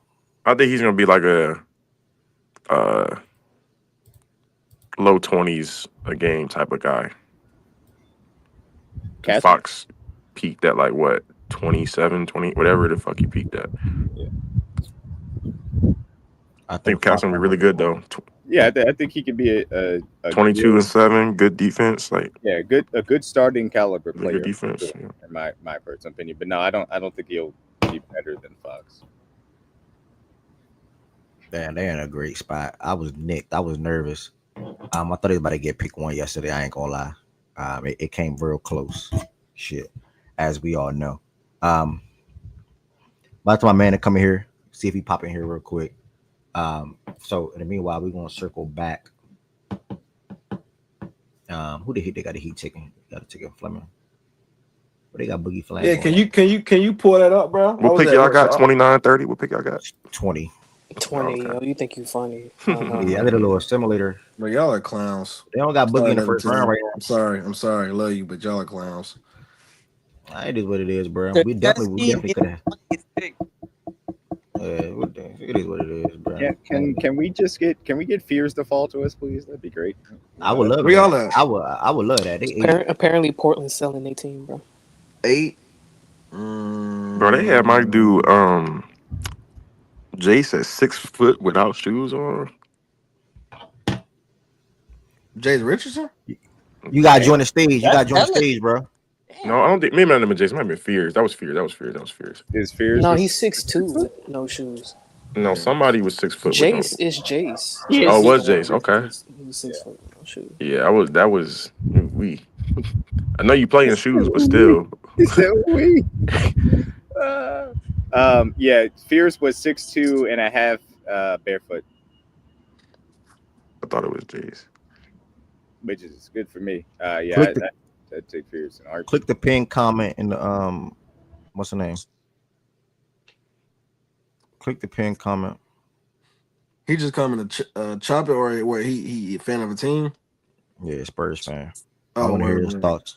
I want to hear his thoughts on everything that we've been talking Yeah, about. the Trailblazers are up for sale. All right. Where they at? Yo, 11. Evan, what's good? You got your camera on. You can turn it off if you want, bro. I turn my If camera not, on? if you want to turn it off, I'm just saying it is on though. Sure. Got But it you. doesn't really matter. So yeah, we've been up here talking about the Spurs stuff for the last 30 minutes. It hit my mind real quick. Obviously, knowing you're a Spurs fan, I'm pretty sure you had a great space yesterday. I saw it popping while we were watching the games. So one, I'm gonna just ask you flat out before I even speak to what some things that we said. What do you want your team to do at 2? Give me all the options and give me the order of it Wow, of it all. man. There's just so many. There's just way too many to discuss.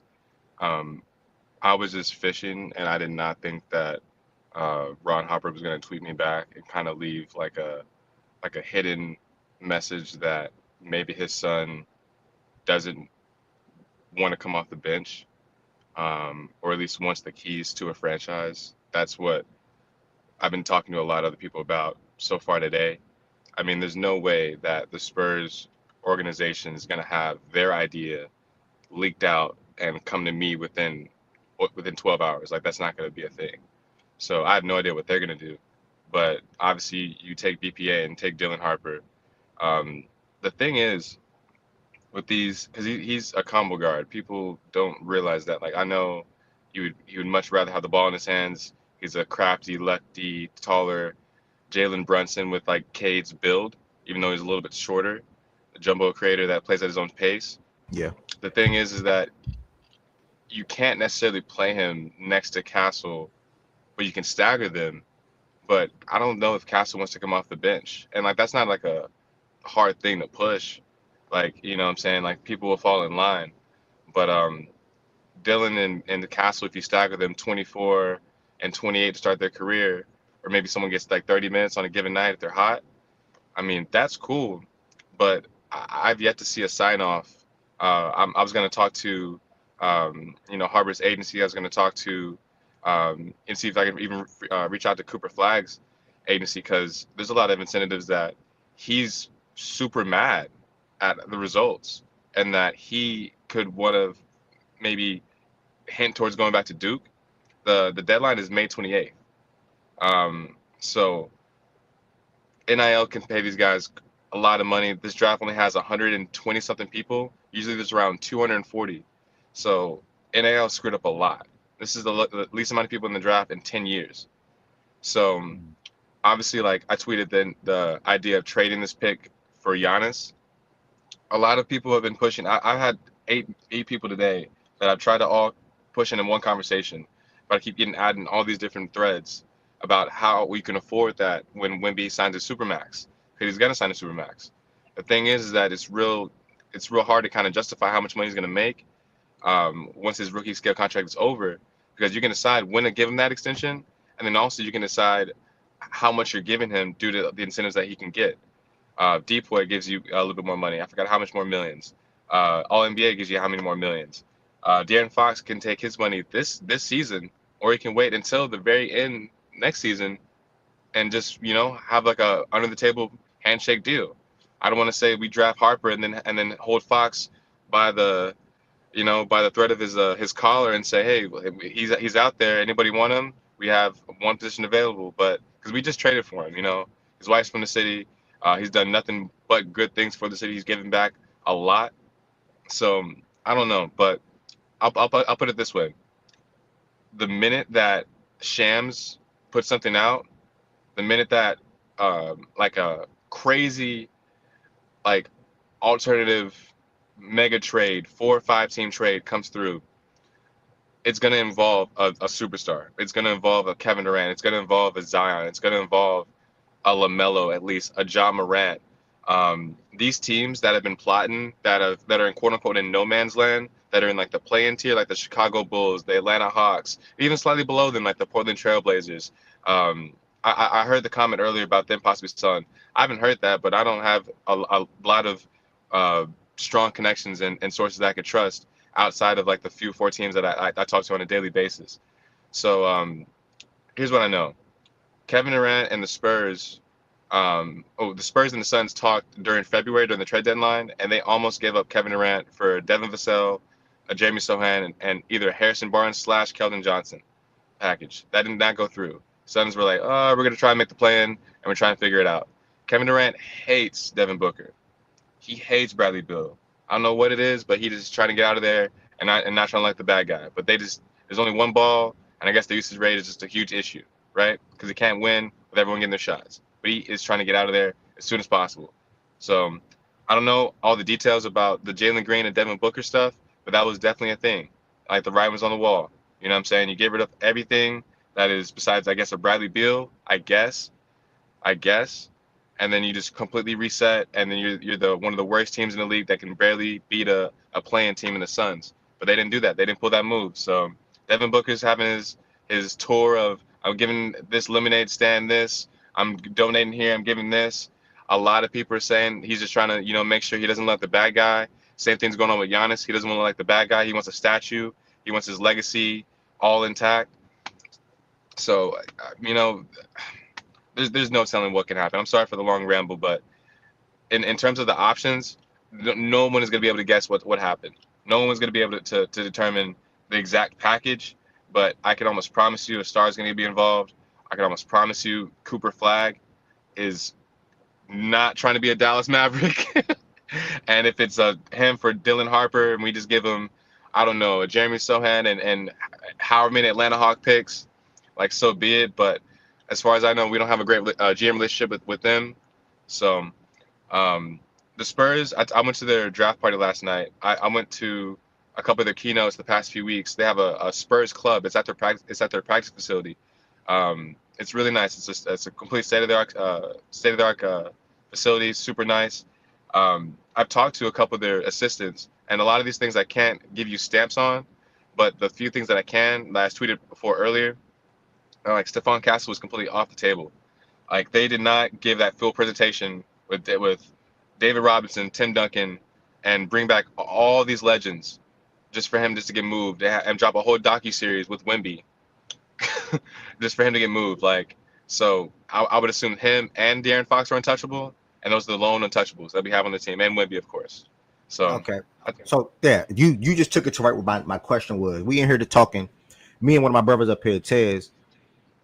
We were on the side of, hey, obviously, if you cannot get Giannis, we all want you guys to, if you can, you pick two and get Giannis. Are you mhm. you good with that, right? Giannis does not want to play in a big market. All of that shit was fake. I don't know who put that out, but that is not real, bro. That was years ago, if that was even a real quote. He wants to play in a city that has uh, no state taxes, so that's Florida. So that could be Miami, and that's Texas. So that's Dallas, technically Houston. Oh yeah, technically Houston and San Antonio. So OKC, last time I checked, bro, they're not trying to get rid of all their cap flexibility when they're potentially an NBA Finals team, and they can get rid of less to go get like a Laurie Marketing, a Kevin Durant, because they're not getting rid of J Dub, they're not getting rid of Chet. At most, they may get rid of like a Lou Dort or Alex Caruso and like a iHeart, but like they're not getting rid of those guys. So OKC is not in this mix, man. And teams have to agree to this. You have to imagine. You think the Bucks are just gonna allow the OKC to be the craziest dynasty, and then next year they can get Kemba Boozer or Diabansa? Absolutely not. Are you kidding me? No, no. So There's so no we with chance. you, right? We with you with the Spurs. We think if you got pick two, you guys should just target Giannis flat out. Now, on the other fold, I want to know if you think this. Some D Mac is up here still, and we lost West at the moment and Jordan Woods. But they feel like if you got to stay pat at two, you can't get Giannis, you can't get KD, and you draft Dylan Harper, then your next move should be to trade De'Aaron Fox within the next year. Where you at with that? I mean, the writing would be on the wall with De'Aaron Fox, but I brought this up to a lot of people. If De'Aaron Fox and his money is the sole reason why you have no flexibility, you move off of that. But until that happens, you just relax. Like I've said this in a couple of occasions. Like the player comparisons that you can stamp that these guys are year 6, year 7 are clear as day. Like I've said that De'Aaron Fox is this generation's Tony Parker, like a speedy, one of the fastest guards in the league, a walking paint touch, not the best 3-point shooter in terms of volume, but a new age, right? A mid-range god, a floater god, right? a defensive steal. He can get his own 2 or 3 a game, right? A fringe all-star. That's money, right? And now the real issues are the guys that are inconsistent, right? So De'Aaron Fox, fringe all-star. We'll put him in let's say a good tier, right? Stephon Castle and Wemby, they could be in a great tier. Let's say like De'Aaron is in a good tier. Fair and like let's talk about it, are the guys that 2 out of 3 games you don't know what they are. You literally can't have a destined role for them because in this matchup against the Lakers, they're 3 inches short because you're matching up against LeBron and Rui Hachimura, and that's Devin Vassell's nightmare. Versus the Nets when you're going off and scoring 4 threes in a quarter. So I would move off of Devin Vassell. I'll move off of Jeremy Sohan, who's restricted free agency bag next season, even though he has a club option this summer. A restricted free agency bag next season that can restrict him from another team coming in the mix and saying, "All right, well, you're balling out for the Spurs. You're the Swiss Army knife off the bench. You're the point of attack defender off the bench. We're gonna offer you crazy amounts of money, knowing that the Spurs are not gonna want to match that. And then boom, they're in the no man's land. They don't have any picks because they got rid of everything for this guy, and now they have to depend on a second round pick or Harrison Ingram or Riley Minutes, guys that are on 2-way contracts currently. You see what I'm saying? Mm. So I want to be ahead of the curve. I don't want to have to worry about these 10, $15 million contracts. Comes on a great deal, but Clutch, let me tell you this one thing. Clutch is moving like crazy. They signed our coach. They signed Mitch Johnson. You know the reason why that is? Because Mitch Johnson discovered DeJounte Murray in Seattle. That's the whole reason why this is a thing. Whole reason why. We traded DeJounte Murray for 3 first-round picks, 10 got Wemby, and it's a whole full circle moment. So I don't know how that became a thing, but Keldon Johnson, he did not get traded for De'Aaron because he did not sign up on that deal because they make sure that their clients go to the right spots. These top end agencies, Yep. they make sure that Yep. the guys go where they want. Because if they don't, they're gonna complain, and then boom, you don't have anyone from this draft class that wants to bid from you because rumors spread around. You see what I'm saying? Just like that. Yep. So, So you're on the side of if you take BPA, which is Harper, you would keep mm-hmm. Fox, Harper, Castle, and move off Vassell and Sohan. Vassell and so on. Yeah, and then honestly, man, you just raise your floor. I know the Dylan Harper fit may not be the best, and he's going to come off the bench. But you move up Vassell, you get a strong starting small forward. It could be uh, a Trey Murphy in this package with the Bucks and the Pelicans, or if we don't get Giannis, right? It could be a Cooper Flag straight up for Dylan Harper. You see what I'm saying? Like as long as we fill out this wing, there's no small forward. The Spurs haven't had a true small forward since DeMar DeRozan, but we played him at the power forward during the pandemic, and that was rough to watch. So, yeah, since Kawhi left, we just not had a true like a all around small forward. We've had combo forwards that come in, like a Kyle Anderson, like a Jeremy Sohan kinda, but they just don't have any all around game. They just 1 dimensional or 2 dimensional. So yeah, but we'll Okay. figure it out, man. Harrison Barnes has 1 great year on his contract. Great guy. He's probably gonna get dealt. So If anybody got any questions for him, feel free. Q Sims, what he's saying is he believes that Cooper Flag does not want to be in Dallas. So if there's a room or avenue to say, hey, Harper plus whatever to get pick 1, and then Dallas just takes Dylan and Harper at 2, then that's why he said that. Q Sims. Anybody got any other questions for Evan though? Appreciate you coming in, by the way. Yeah, Real I quick, got too. I got a question for Evan. Appreciate you coming over here as a Spurs fan.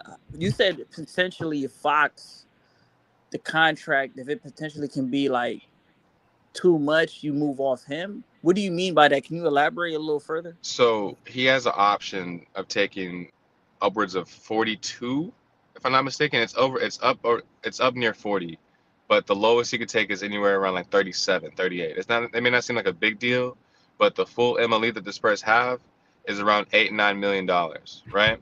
So if you get rid of a Devin, right, that $4 or $5 million with De'Aaron, and you have that extra full MLE, you can pretty much afford to wiggle with that. Like Dylan Harper's contract is going to be 11, $12 million, right?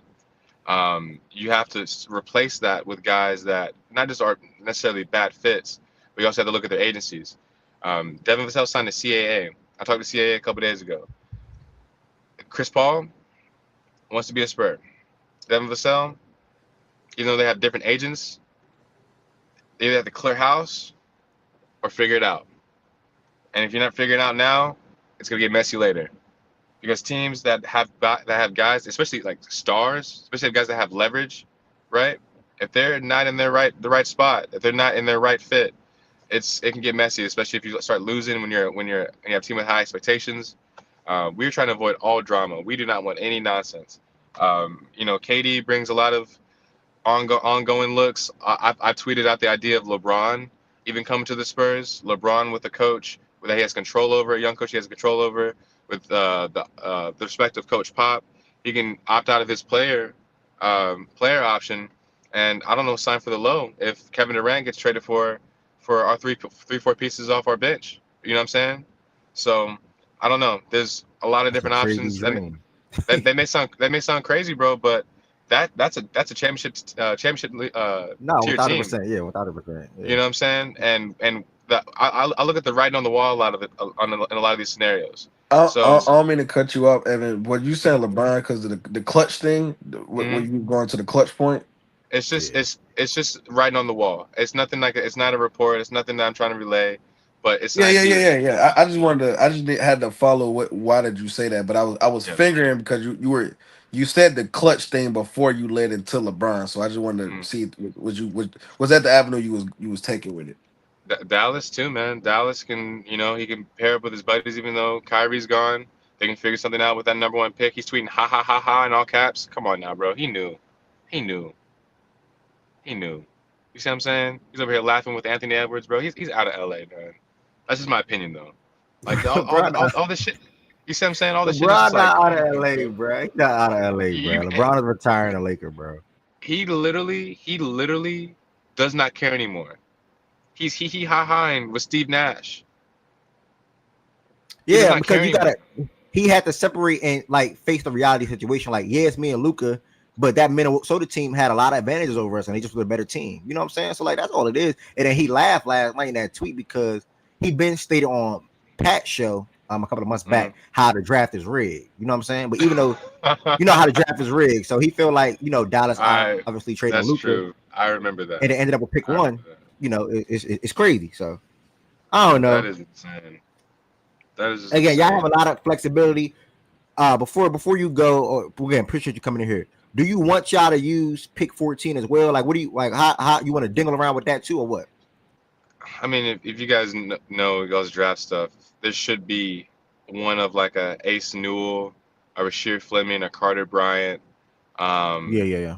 Thomas Sober is a little bit of a reach, but one of those guys, those either combo forwards, like true strong power forwards that are really good play finishers, tweener bigs that don't grow on trees, but everyone needs a good tweener big when you're playing against Cleveland, Boston, right?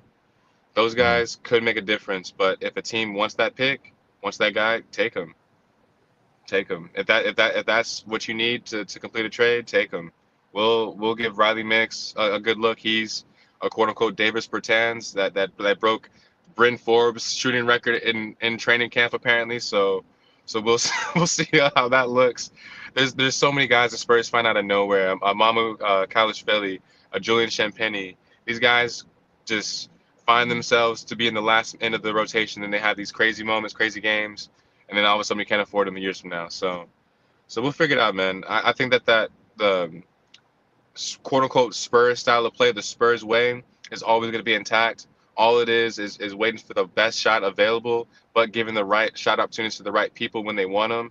And when you have the right people in position that actually fill those positions the right way, like a true power forward in the power forward spot, not a small forward, small ball five, not a tweener big, not a shooting guard, not a Smart Rosen, the right guy in the right build, it's gonna work. Obviously, guys have to make their shots, right? They have to finish the play, but it has always worked. That's why there's 17 coaches, 17 coaches under Coach Pop's tree that have jobs now.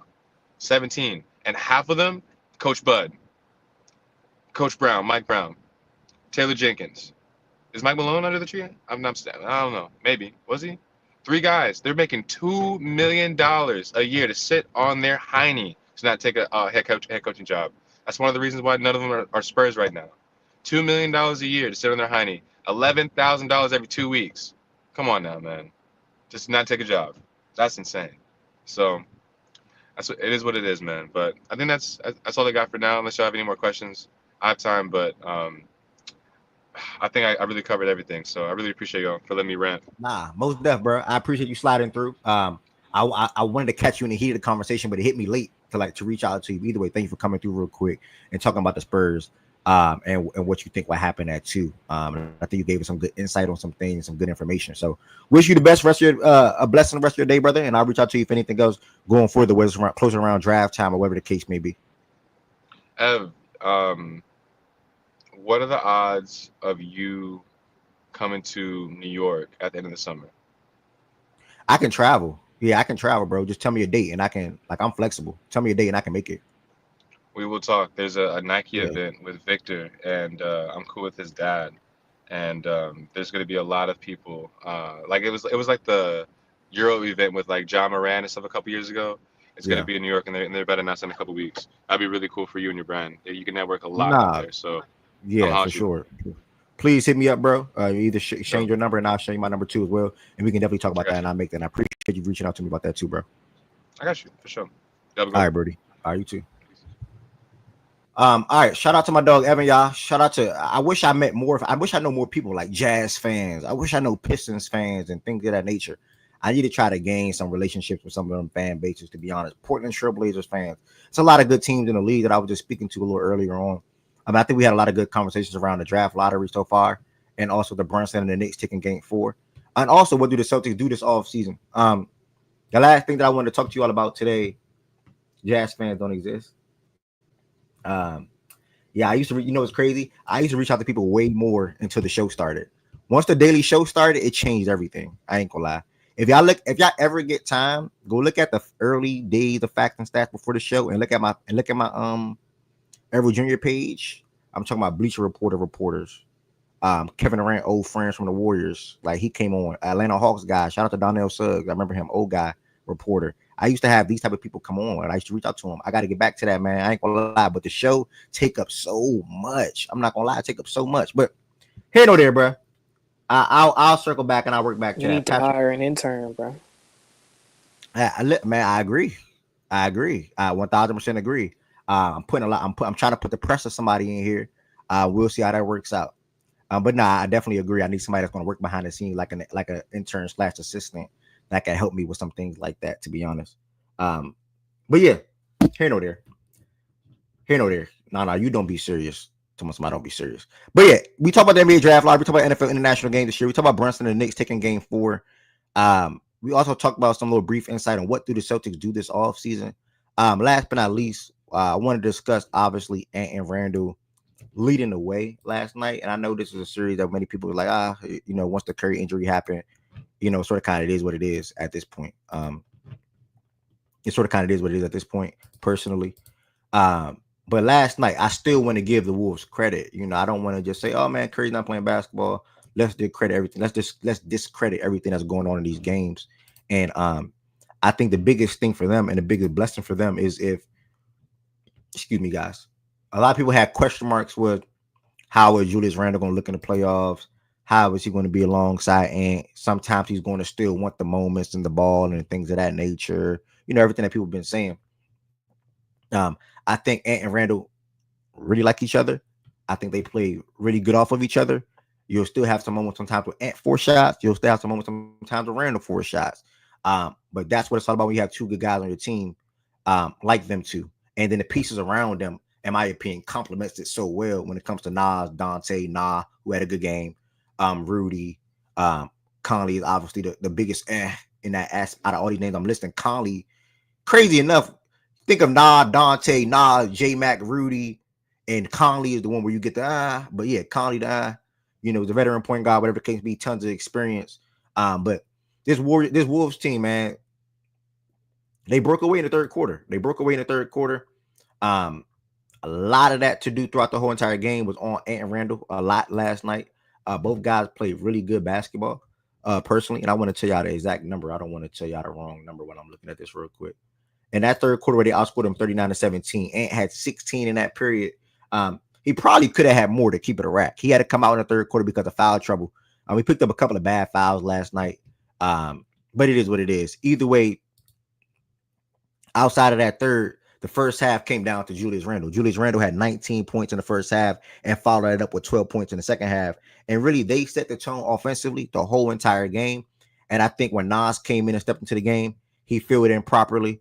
When Nas, I said Nas Reed, my bad. When Nas came into the game, he filled in properly. Everybody just played good basketball last night. I don't think anybody really played bad on the Timberwolves last night. If you want to say Mike Conley, he didn't really have a bad game. He just was 2 for 9 and 2 for 6 from Yeah, three. he So didn't. He didn't yeah, play bad, bro. yeah. I Yeah, don't think he nobody. was good. He was good. I don't really. I really want to say anybody really played like bad. I guess Nas having 5 turnovers a little concerning, but not really. Like he was. I guess he probably was the worst one. Yeah, he can't Nas. have 5 turnovers, but it's Yeah, Yeah, that's cool. it was wild. Yeah, aggressive.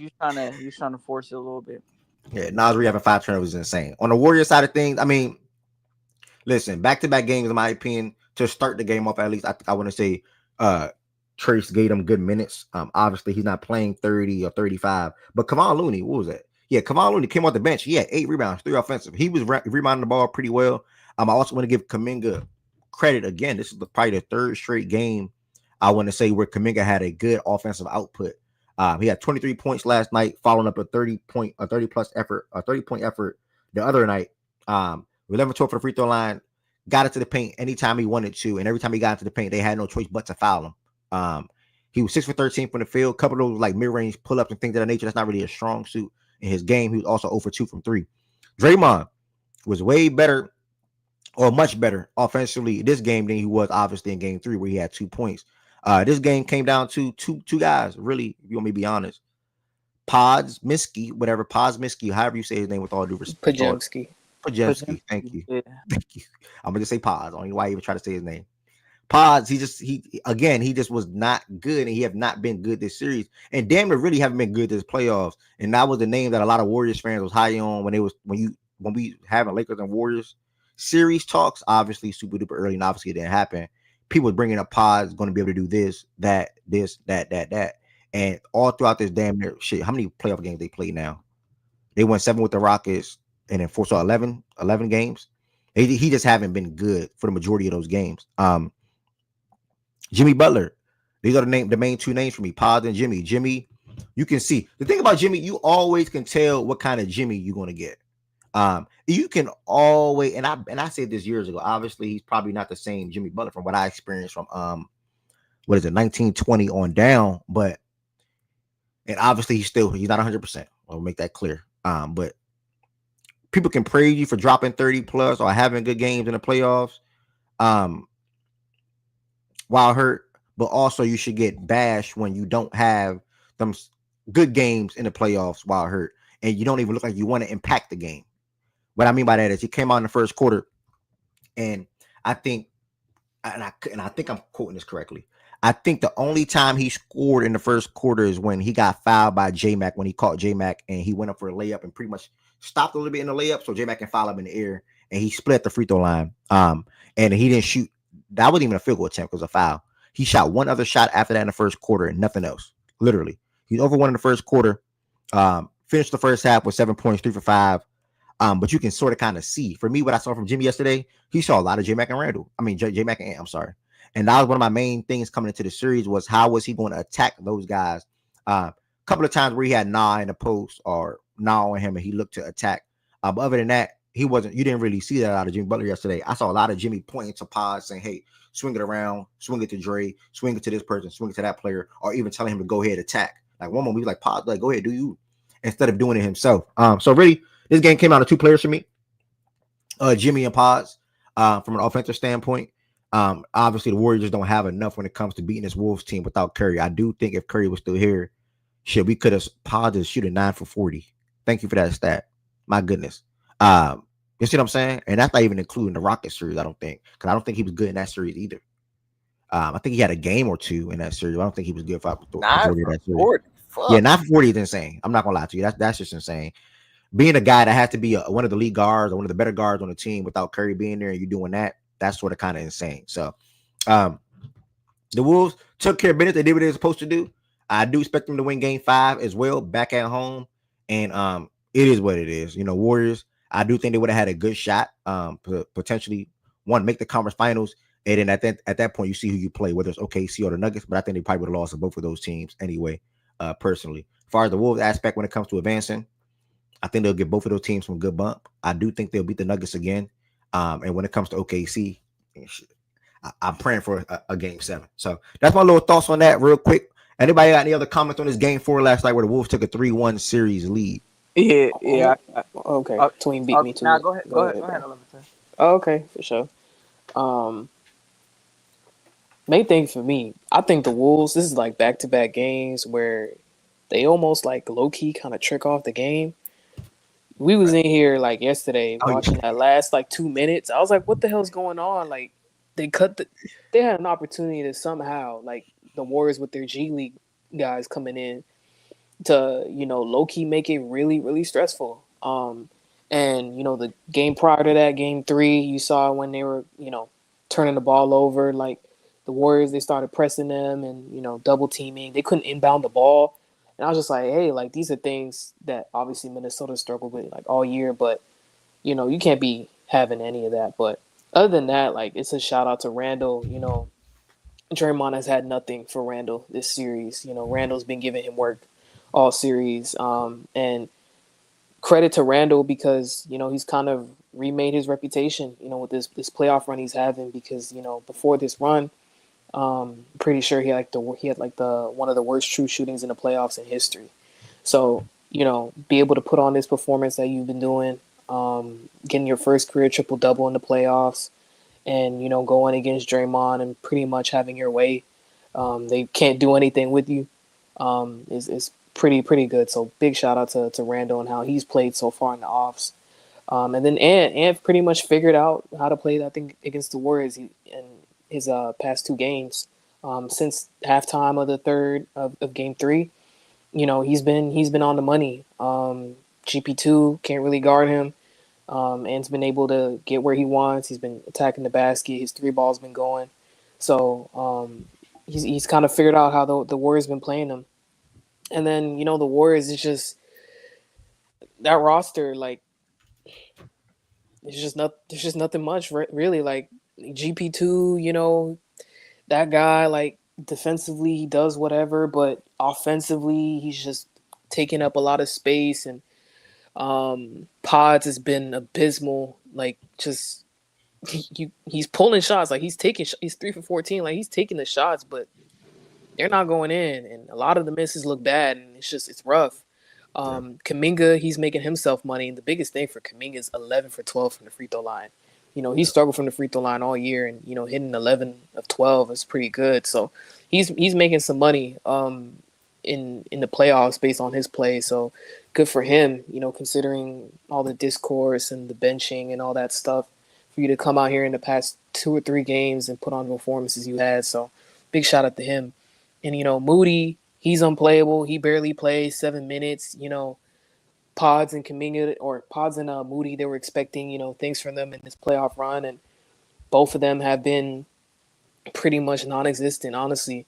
So that's rough. And you imagine with the Warriors, if they hit on the draft picks, that they had, those 2 lottery picks. Obviously Kuminga, he's playing well now, but Moody isn't. And Pods was untouchable over the summer. It's kind of rough considering the state of this roster. They don't have any shooting. Nobody can really shoot on this roster side. Like Buddy Hield since Steph is not there, and it shows. Like you look down in the stat sheet here: 2 of 6 from Draymond, 2 of 6 from Buddy Hield, 0 of 4 from Paz, 0 for 1, on Jimmy, 0 2 Kuminga. You don't have shooting anywhere on this roster, and it's rough. And Jimmy, he's playing, with the injury stuff. I think Jimmy came into the game knowing that, okay, I probably tired myself out in game 3, going full throttle from the jump. I think he came into my mentality like, I'm gonna coast a little bit in the first half, and then second half, I'm gonna try to turn it on. It never happened. Never happened. I think he waited too late or whatever, and it just never happened. So I don't know. It's rough for the Warriors. Obviously, if Steph was here, it'd be much more interesting, much more entertaining. But other than that, like the Wolves took care of business, and they should be able to close it out. Game 5 doesn't look like Steph is going to play Game 5. I saw the quote from him this morning saying, I wish I could be Superman and play, but I can't. So I don't think he's playing Game 5. So Minnesota should be able to close it out in 5 and move on to the Western Conference Finals. So big shout out to them. Back-to-back years. Yes, sir. 11, Well you said. know, Lateral Wait, move, not quick. right? At best, lateral move. They make it back to the Western Conference Finals. We'll see if they get higher than that. But we're Hey. not gonna argue about that, Ev.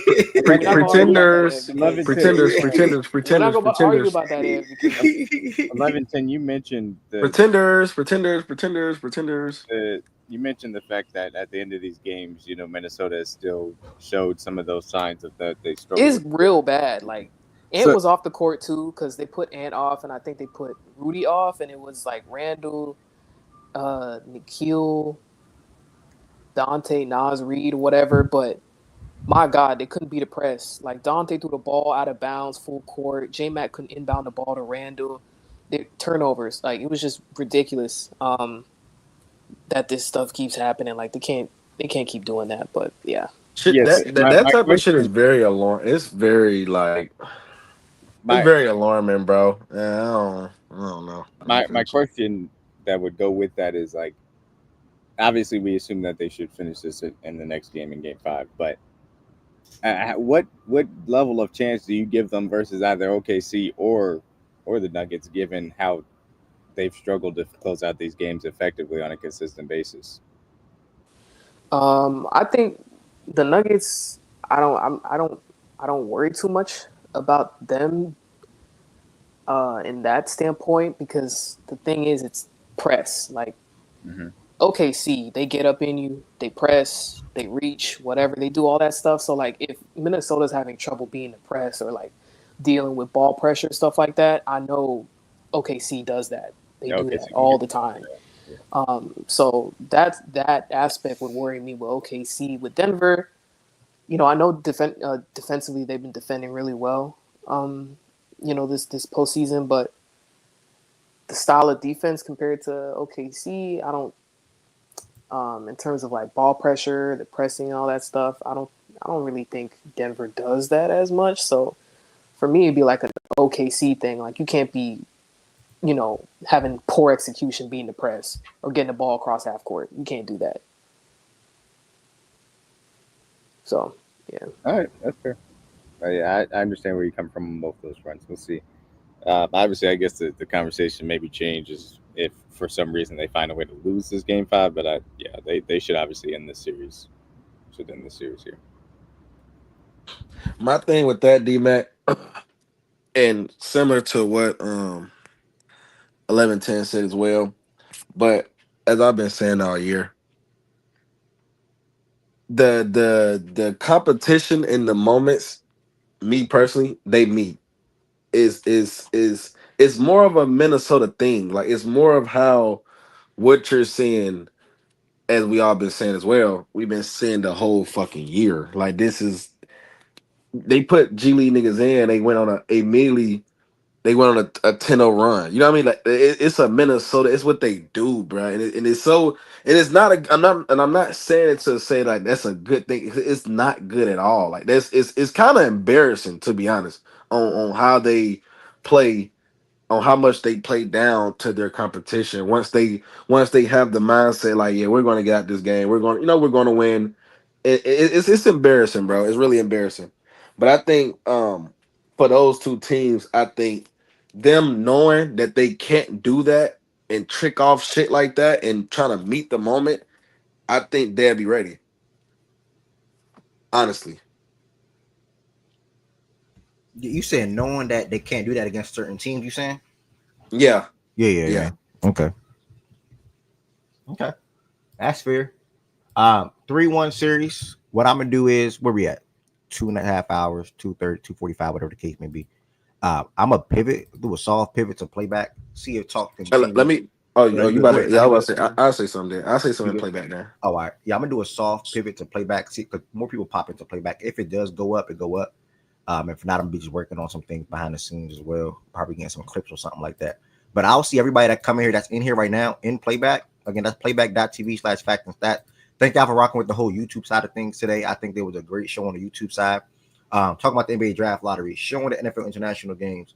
talking about what the Celtics should do next. Brunson and the Knicks taking game 4. Giving Ant and Randle praise for what they're doing, especially Randle. Shout out to 1110. Play back the idea of it, talking about the game 5, talk about more NBA draft stuff, talking about whatever NBA related. And everybody, we are calling on Heaven Sent to bring hockey talks to facts and stats. Go Connor McDavid. Go Connor McDavid. I will see y'all in playback.tv/facts and stats. Thank y'all for all the support. Hold on. NBA playoff. Let me make this title now. Lottery. Hold on.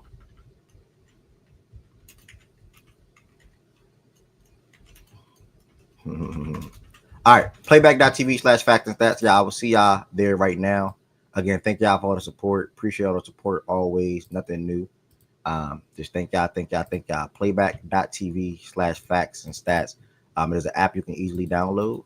It is free to download. It is free to sign up. It is free to join. Right there. Playback.tv/facts and stats. Great show on YouTube today, y'all. Thank y'all for the support.